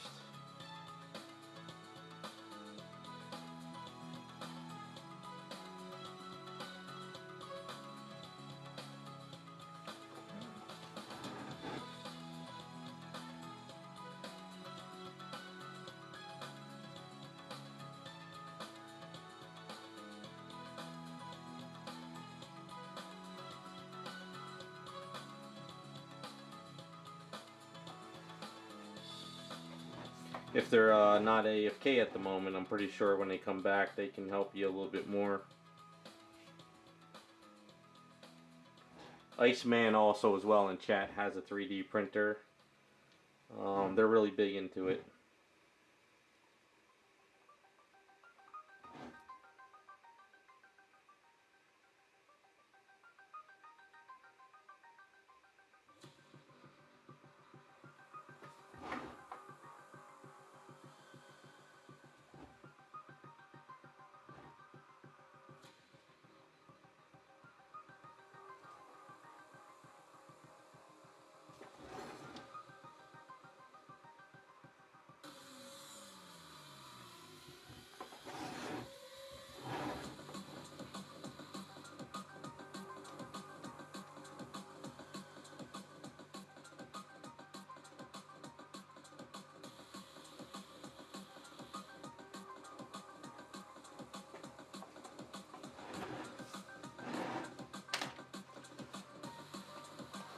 Yeah, I guess you just came at the wrong time. The other guys, they always talk about 3D printing. If you scroll back in chat, you can see Iceman's was talking about one.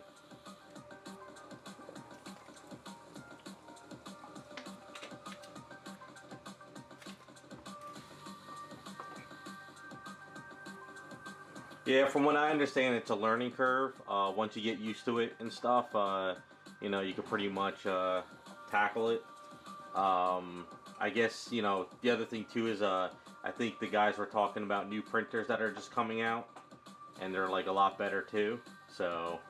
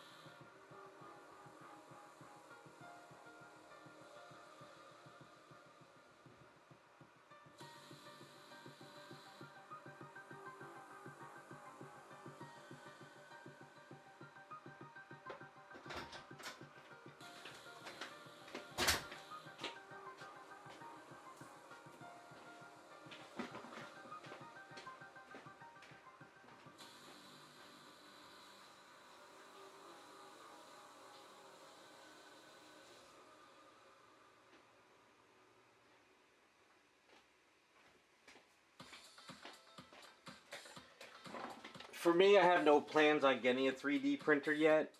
Probably maybe in a year or two I'll get one. For right now, I'm kind of content with just doing my customs and asking people to print me stuff.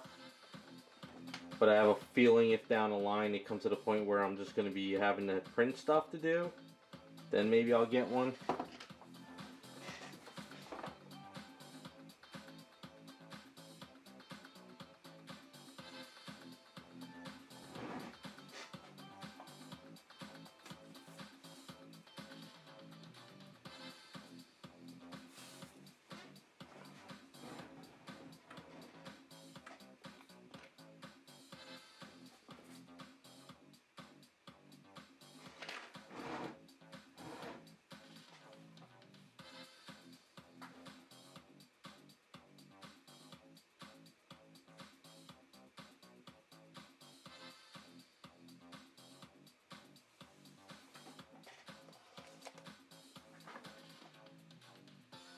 Hey, Motor 18. Yeah, 3D printing is definitely good. What's up, Terrell? Um, I know a lot of the guys in chat, they just basically, they either. I know Iceman does his own sculpts and prints his stuff. Raz and Meta John, they print a lot of stuff for people. Um, there's a couple other people that have personal 3D printers, so it's going to get to the point where I think everyone's going to have a 3D printer pretty soon. Just I'm not doing it anytime soon yet. I'll wait.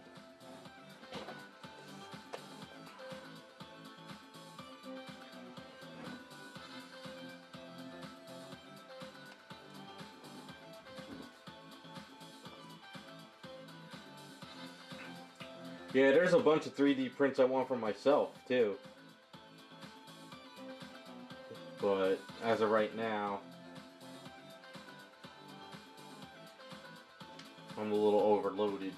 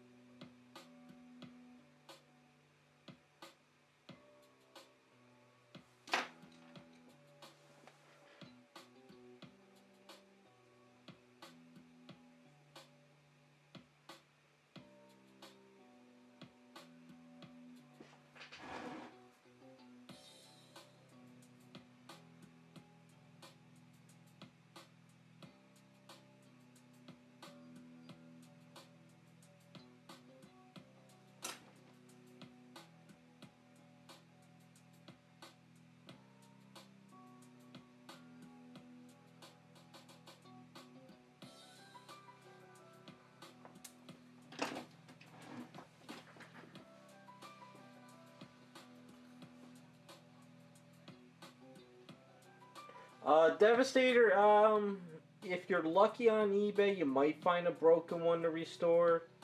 Uh, it's kind of hard these days. A lot of people are selling broken stuff for almost like retail. I haven't really. The only times I find broken stuff is like a friend of mine will text me and say some guy on Facebook is selling like damaged stuff. That's about the only time I find broken stuff these days. It's kind of dried up a lot. But then again, the market's sort of bad right now, so you could find a statue probably fairly cheap. That's kind of like brand new.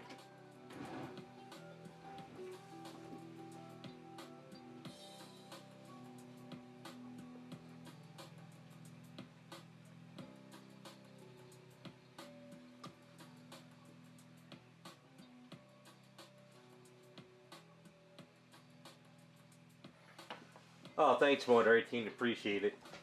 I just wish I was more helpful with 3D printing. It's kind of not my wheelhouse at the moment, so.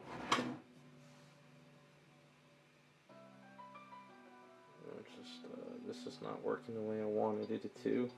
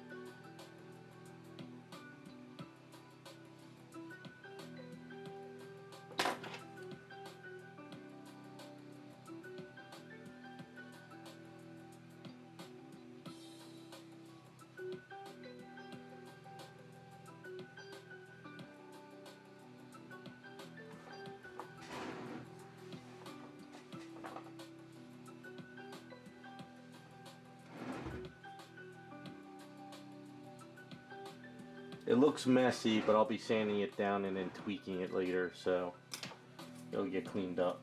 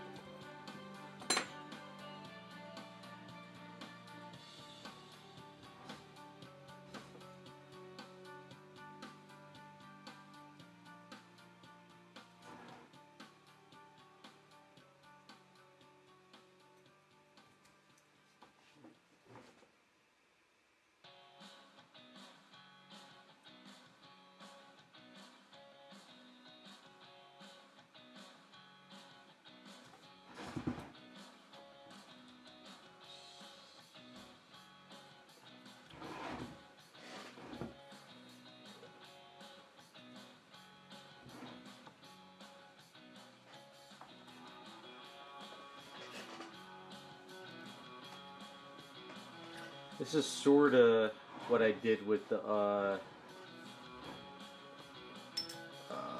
what was it? Donna Troy statue. Sort of added the rods and I built up, and then I sanded down and I tweaked a bit here and there. So this is going to be a little messy for a bit till we really get in there and clean it up.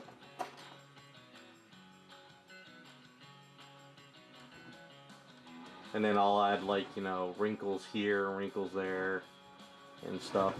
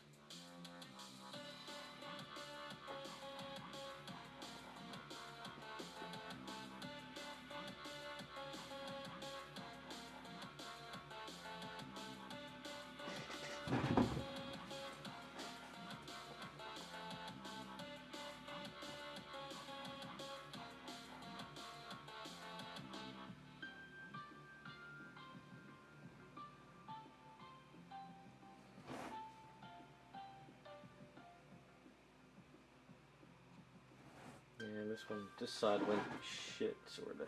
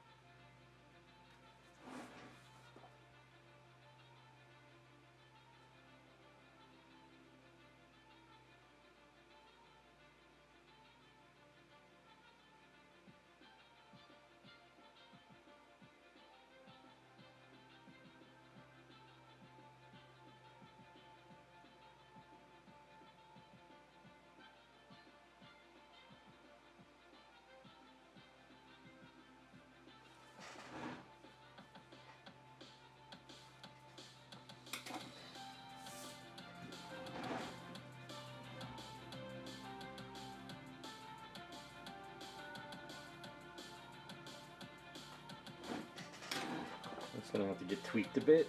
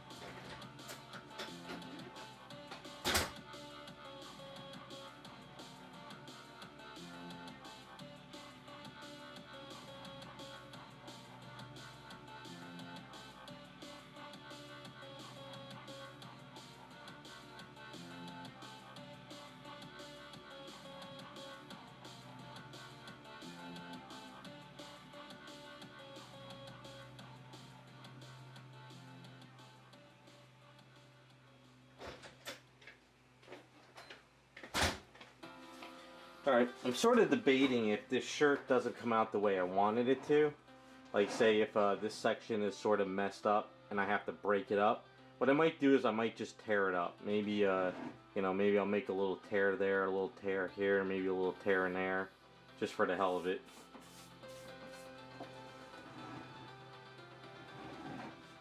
We'll see after I sand it down. If I sand it down, I tweak it and I get it really looking pretty good and I leave myself room to start adding like stretches and stuff, then maybe I won't need to as much. But I think it's just a matter of tweaking it some, seeing what I can do with it.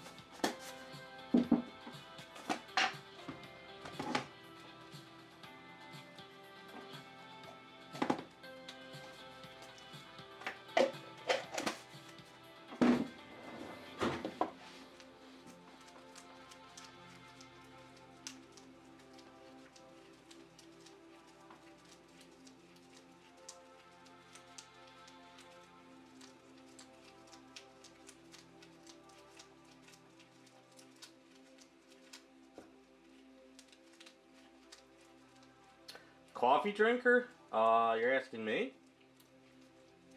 Yeah, I get coffee in the morning. Why? Unless there's something on my desk that's... You think this has something to do with coffee?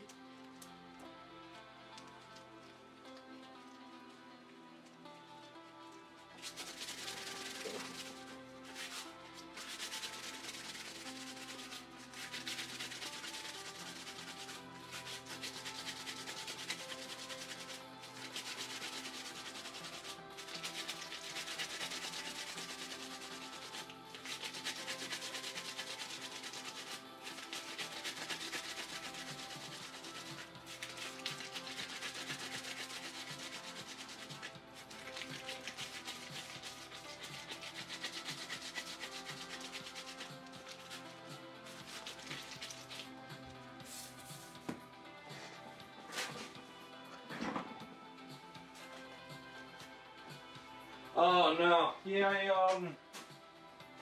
I used to be a big coffee drinker back in art school, and then when I graduated, and started working a full-time job, I was in coffee a lot.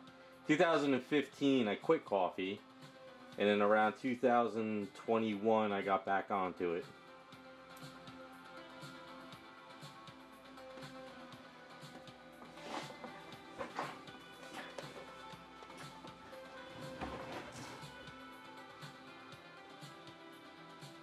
I think the only reason why I got back onto it is I had a lot of stressful nights. A lot to do with my parents and other stuff.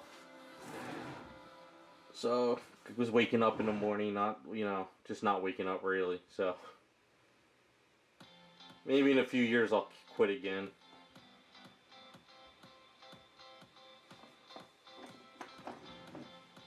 But no, if I had coffee in the afternoon, I'll never get to sleep at night.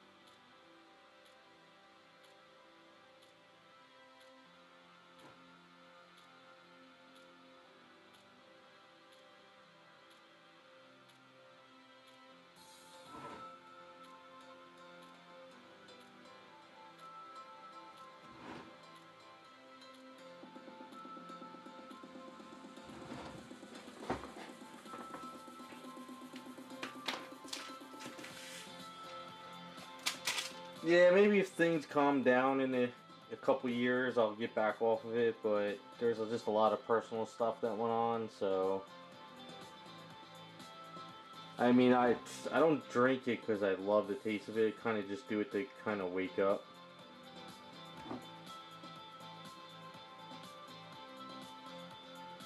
Art school was different because I was out doing stuff every night partying, so when I had to get up for school and go to work on Sundays, it's all about trying to get my ass up in the morning.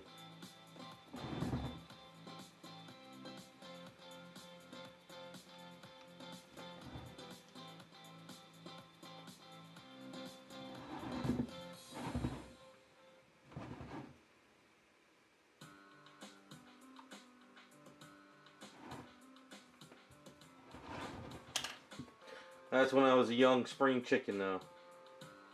Those days are gone.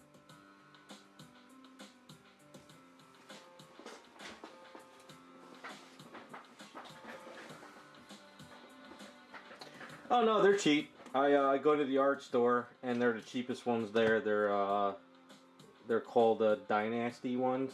The art store I go to gets them really cheaply made. So for when I first started buying them, they were like I think they were like $1.15 a piece. Sometimes on sale for like 87 cents. That was years back, but now they're like $1.80 a piece now. So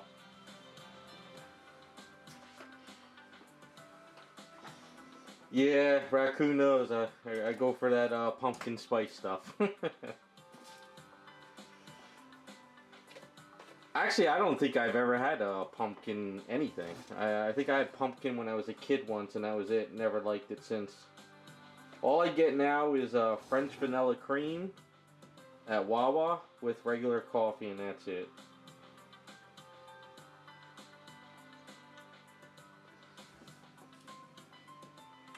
Not Michael's. It's called Jerry's Outlet.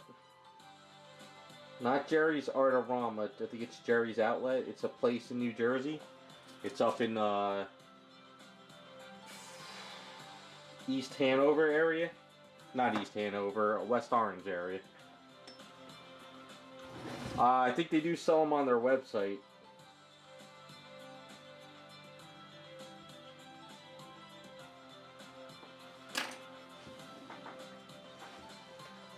Oh, let me find the link.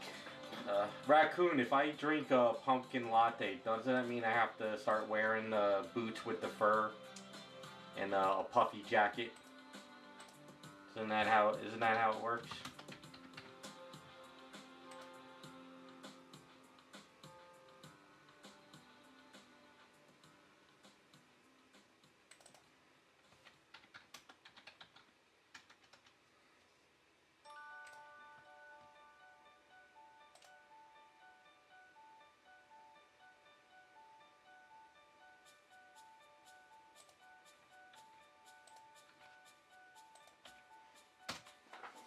That's Jerry's Outlet. That's where I go to the store from. But I think you can order it from their website. Yeah, I don't know if I could do that, Raccoon. It's not in me.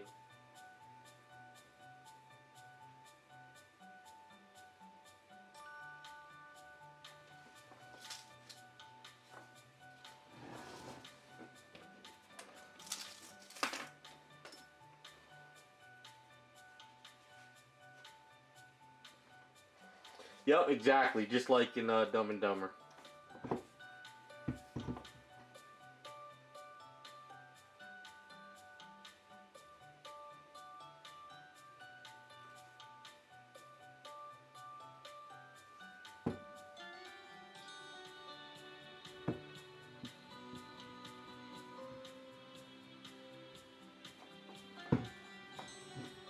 Yeah, see if they, I'm pretty sure they do ship and stuff, so see it, because they do have like back to school sales and stuff all the time.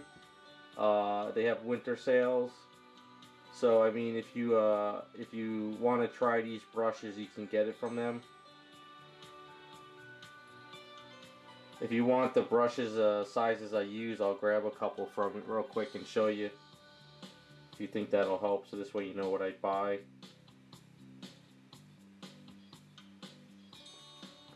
A lot of that would get covered.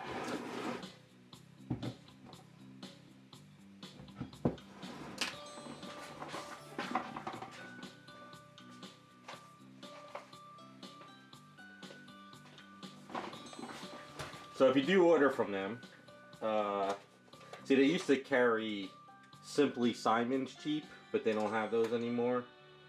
So I usually get these. So this is the Black Sable by Dynasty. Let's see. So this is number 6. I use number 6 a lot. This is number 6 as well, but this is 4920 and then 4965. And then I get the smaller ones too. So this is 5/0, and this is 4940.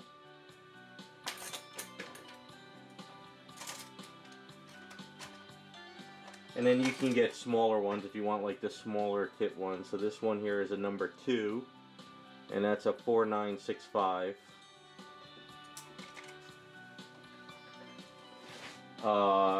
And then you can get the bigger ones, you know, like the bigger ones like this, which is a number 12, and it's a 4965.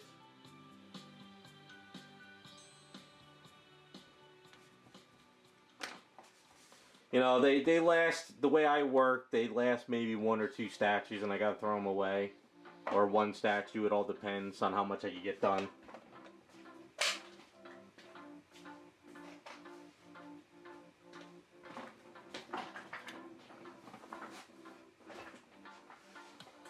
Yeah, it's they're not bad. I mean, they're not great, but they're great for Aves, you know.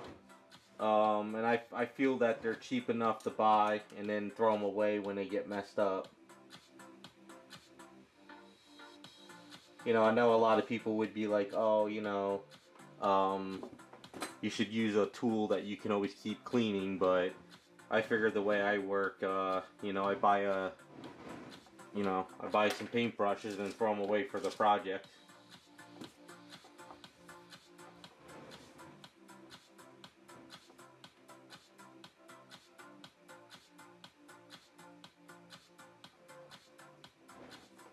You know what you do? Order a few, see if you like them, and if they're a decent price, you wait till they have a sale and order a whole bunch. I usually, whenever I go up to see my parents, I'll take a swing up to the art store, and you figure I'll drop about, I don't know, sometimes I'll drop about maybe a 100 to 200 on supplies, you know, because of the amount of work I do.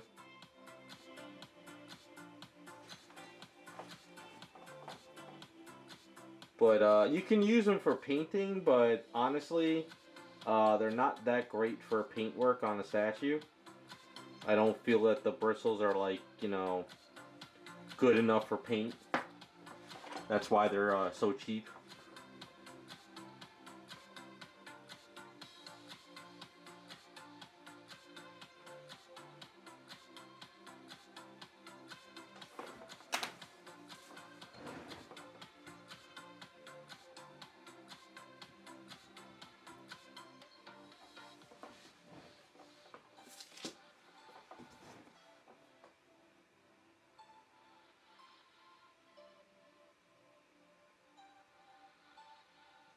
Yeah, I was talking to the guy actually the last time I went, the owner, um, and he said what happened was he was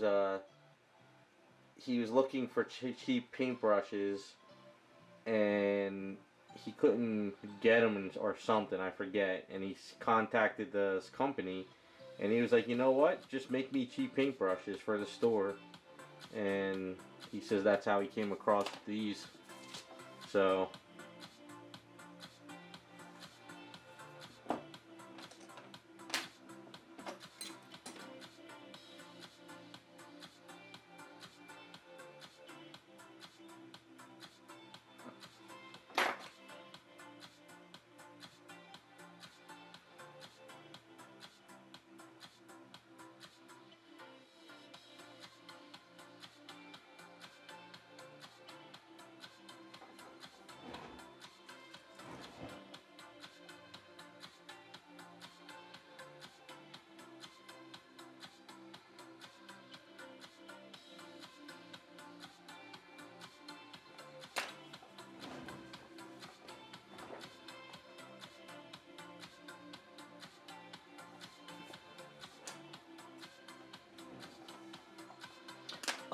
yes, that would be them.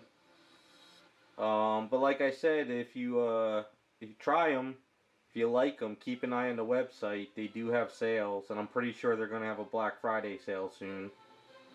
And you might be able to get a bunch more even cheaper. They used to be a lot cheaper than that, but inflation's killing everything, so.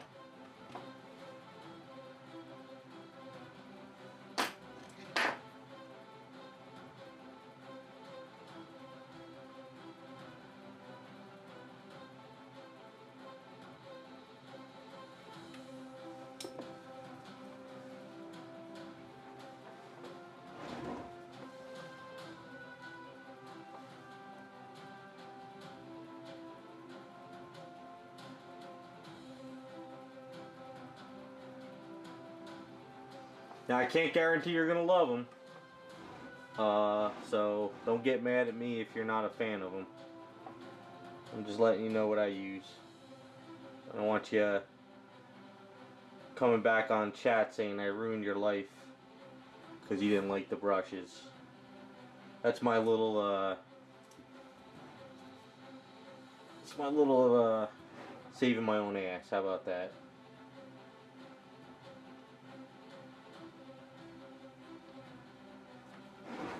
You don't like them, blame Canada. We'll leave. We'll go with that. Blame Canada.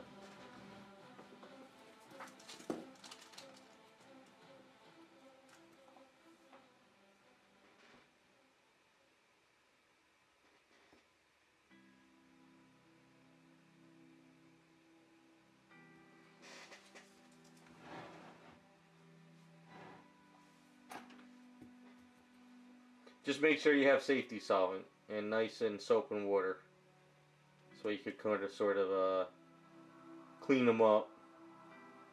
Like you can see, like this brush is starting to go to crap. This probably lasted maybe half a sculpt so far. So it starts to, you know, when you start digging in with it this direction, they bend and they break and everything. But if you keep pulling it toward you, they last a little bit longer.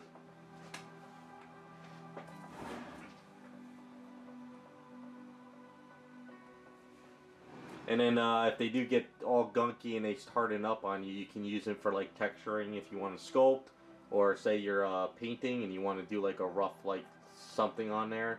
So they don't always go completely bad.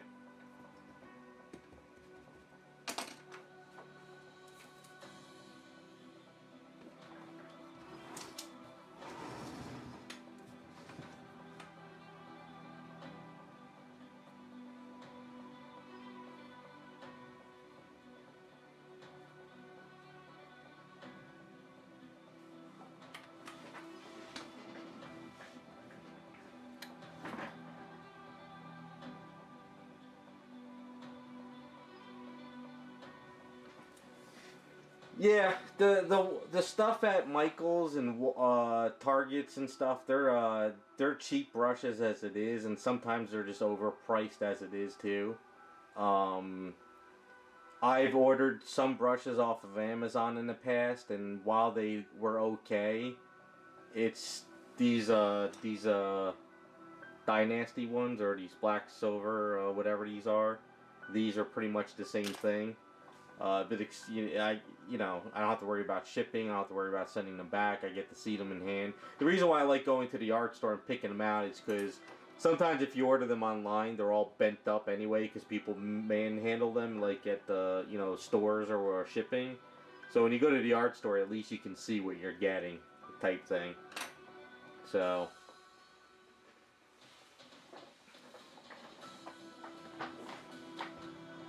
Yeah, try it out. See if you like it. Keep an eye on that site. Sometimes they have good sales. Like I've gone in there a couple of times, and they have some sales on some supplies that are not that are like exactly like what you would buy at Amazon, or maybe slightly cheaper. But most of the time, if you're not watching the sales, their stuff is too expensive. Like they sell Aves in their store and resin, but that stuff has been sitting on the shelf for like years, so I wouldn't trust it.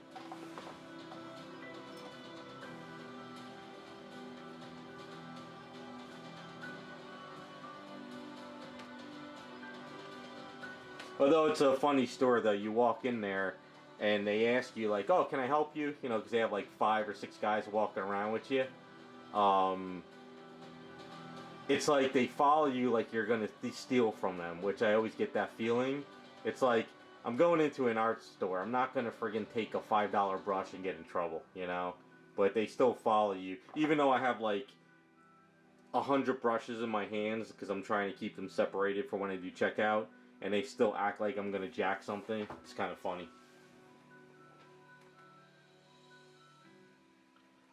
No, Raccoon. I never heard of it. Mongolia, New Jersey. Like, I don't even know where the hell that's at. Did I say that? Mongolia? Let me look.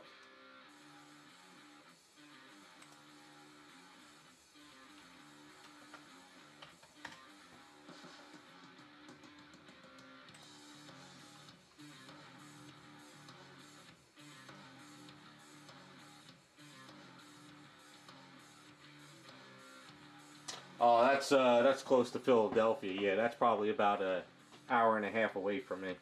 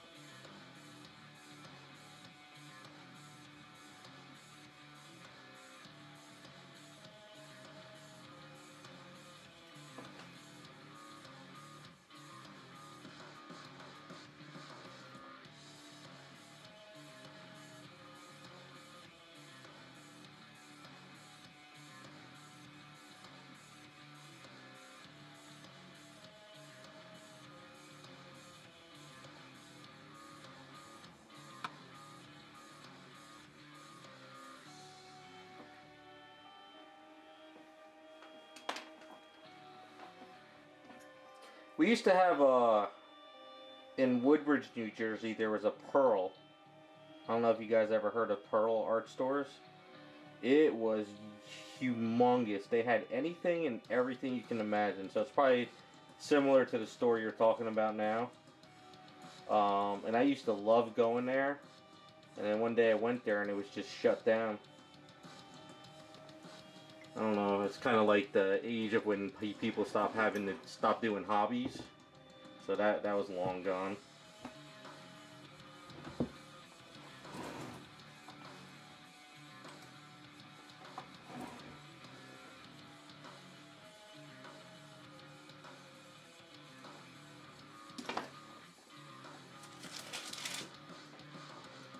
So this shirt is a total mess, but I'll be sanding it all down.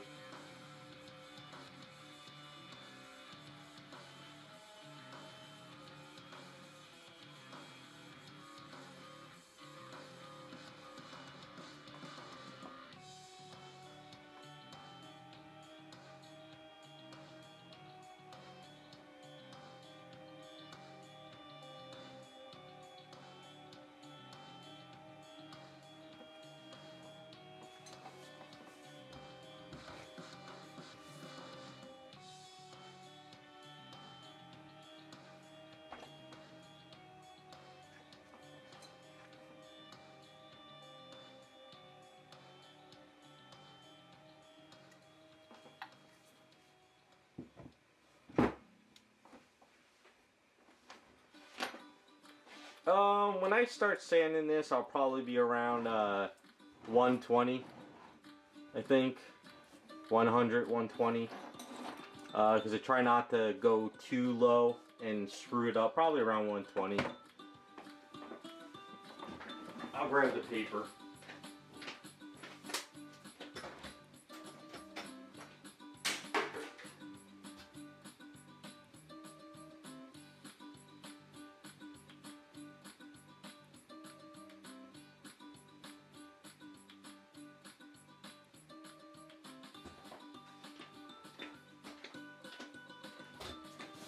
So for a lot of my harsh sanding, I use this stuff from Home Depot. Just get a big box of it, 120, you know.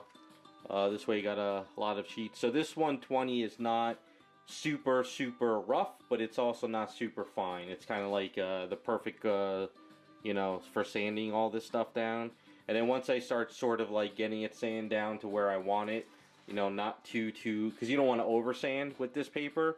That's when I start using my 3M stuff to start fine sanding. I have my fine, and then I have my medium, and then I start kind of doing finer sandpaper stuff.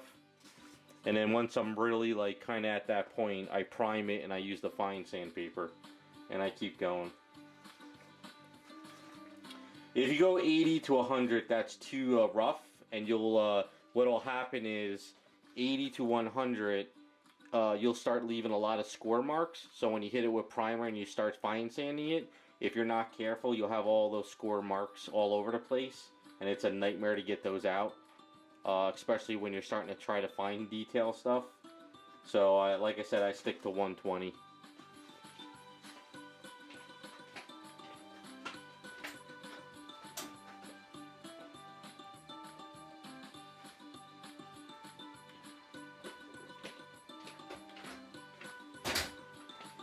Maybe one day if I ever upgrade to another camera, what I can do is see if I can run a wire into the garage for one stream and maybe do like an hour of sanding to show you guys a little bit better. Maybe next summer. I just don't have any fun and stuff to get another camera into the mix. And to try to run these cameras in there would be a pain in the ass. But you can see it's kind of like chunky over here. So like I kind of sand that down with the 100, and then when I kind of sort of have a nice kind of even surface, I stop with the harsh sandpaper and start going with the fine. Because if you go too harsh, you'll just kind of create, because when you have a magnifying headgear and you start looking at it closer when you start priming, you'll see all those scratch marks. And that's something you don't want to do.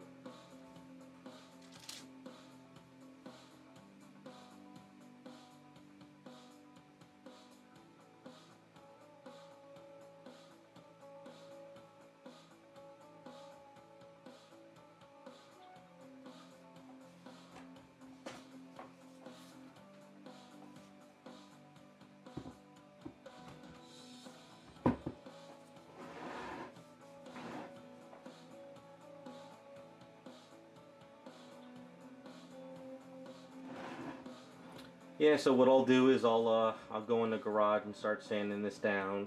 And then if I get to the point where like I sand this down and I'm starting to kind of hit a hole there because it's like, you know, I can shove some eaves around these areas a bit and then sand it down again like I did over in here.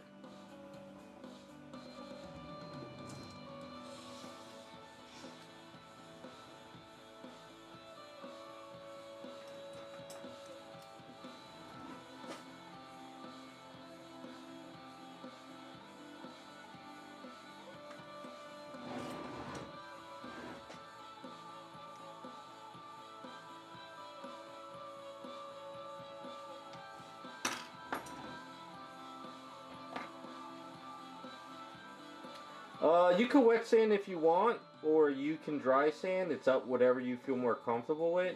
I dry sand only because I don't have a slop sink in the garage. But what I do is I have my shop vac on the vice grip, and I sand in front of the shop vac, and all the sand dust, the majority of it goes into the shop vac. If I had a slop sink in the garage, then I would probably do more wet sanding on certain things. But whenever I want to get ready for paint, so like say she's pretty much all ready to go, and I need to get ready for paint, I will wet sand with the fine sandpaper from 3M, and I will do it in the bathtub or in my sink in the bathroom. It's kind of a pain in the ass. I've already cracked my sink because I hit one of the metal rods in the sink. But on summer days when it's summer out and it's kind of warm, what I'll do is I'll go out to the hose and I'll put some water in a bucket and I'll do wet sanding out there instead. So it all depends on if what time of the year is, what it's like outside, how big the project is, and stuff like that. Hey, what's up, Hulk Smash? How's it going?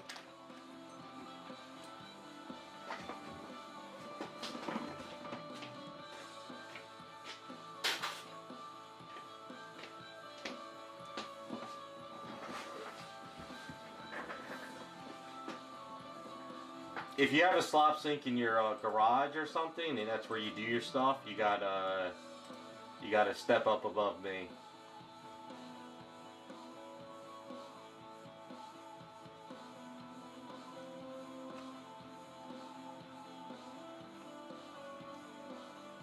Well, hopefully it's nothing too serious, Hulk Smash.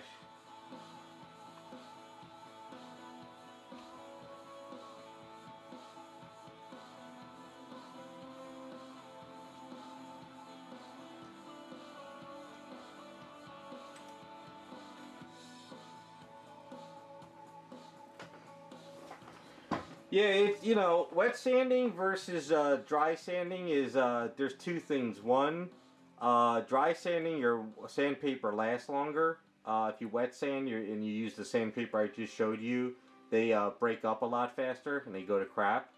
The second thing is if you wet sand a lot with sandpaper, your hands just shrivel and they get cut up faster, at least with me. And then there's less dust. But dry sanding, you can sort of, you know, like, so say you have a bunch of pinholes here, right? And you wet sand this. What happens is the water sort of fills up those pinholes, and that filler sandpaper doesn't really go into those holes. But if you dry sand and you sort of like push your finger across, that primer starts to fill in those holes a little bit. And then if you prime over it again, you can sort of like clean up and fill those holes in. So it's kind of like, you know. If you use wet dry sandpaper, it works, but a lot of the sandpapers I use, like that stuff I just showed you, because I have a habit of bending all my sandpaper. So what I'll do is I'll bend my sandpaper and I'll kind of just like, this is how I sand. And, you know, and then when this starts to kind of go bad, I'll rip this off, like I'll rip it in half, and then I'll bend this one. And I keep going until I have like a little tiny piece left and I throw it away. So I'm always folding my stuff in half and sanding. So I'll start off with a big sheet, and then I rip it, and I sand, and I rip it, fold it, sand, rip it, and I just keep going until I have these little things left. So if you were to look in my garage right now on the top of my container, there's folded sandpaper pieces all over the place.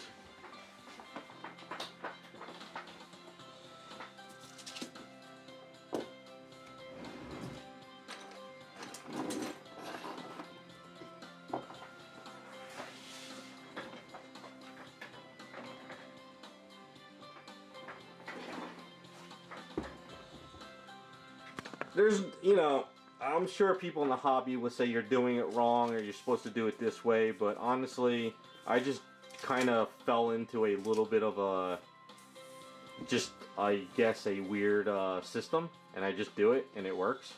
So, yeah, I have sand. If you, it's literally like that's why I have to clean my garage about 5 times a year, because whenever I clean my garage out, I gut the garage, I blow it, I throw stuff away, and everything. I organize everything nice and clean, and then all of a sudden, probably a month down the line, there's like sandpaper and shit all over the place again. So it kind of just the way it happens.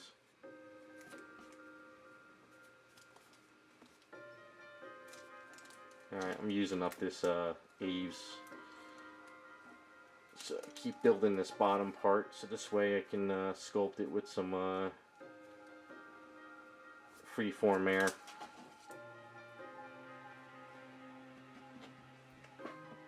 I wouldn't say it's a comfort zone, I would just say it's kind of like my own little my little weird tick system, I guess. I don't know, whatever you want to call it.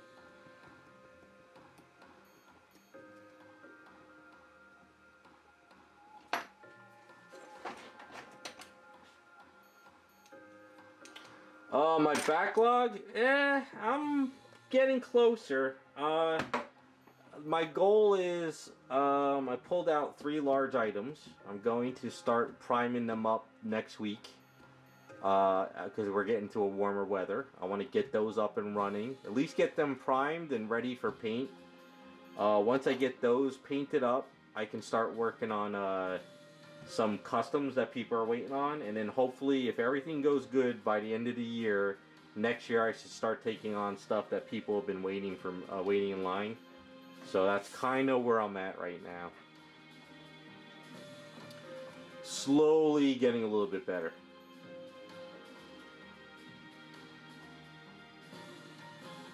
Yeah, I'm looking at all the boxes over here. It's I have maybe like, as far as customs go, I got like maybe 4 or 5 like customs, but a lot of the stuff over here is like kits at the moment too.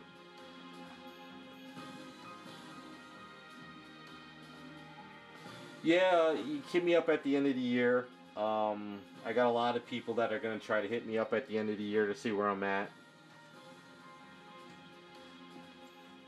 Basically, I'm trying to stick toward people that have been talking to me, that have been waiting in line to do their stuff first next year. Not trying to, like, new people that contact me, I'm telling them I'm just like, I'm so backlogged, I can't, you know, take on your stuff. If I could just get a year of no personal issues, you know, with my family, parents, and stuff like that, I could get back on track. But we know how that goes.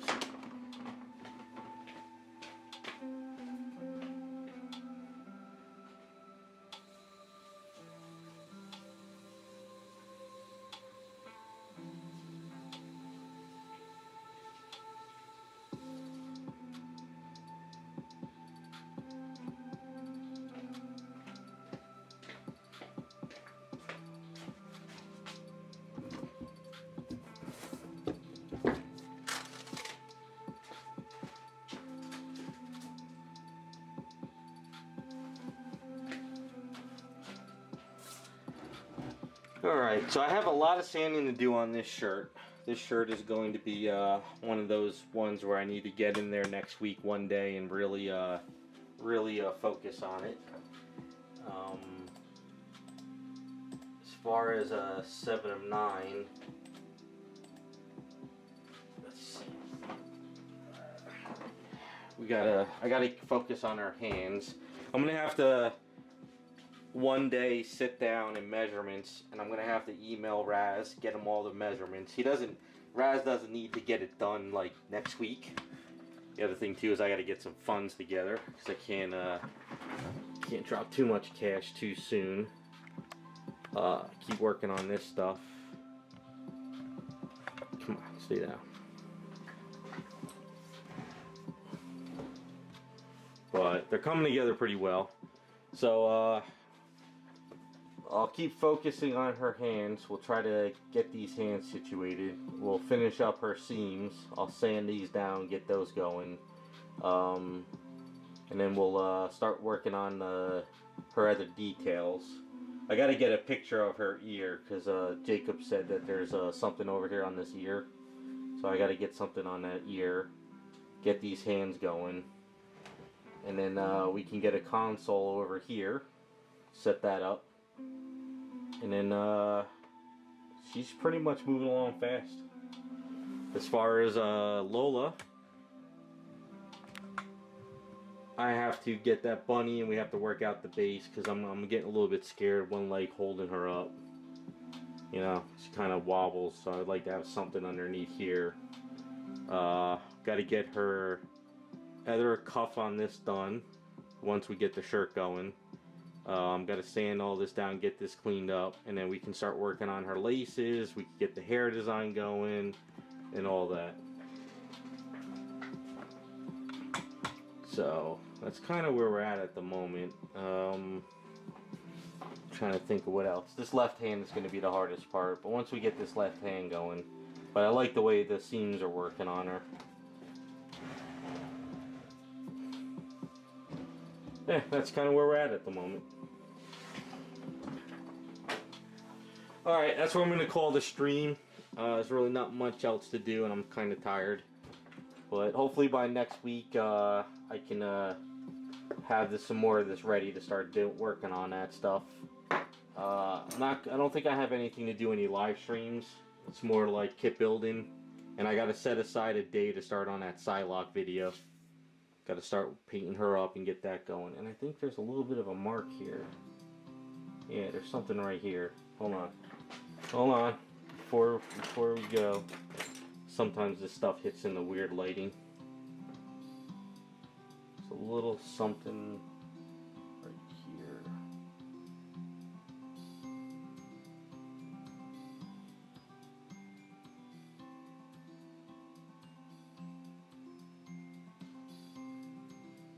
Alright, good. Alright, that's where I'm calling it. Thanks for stopping by, guys. Appreciate it. See what we can have ready for next week. And have a good weekend.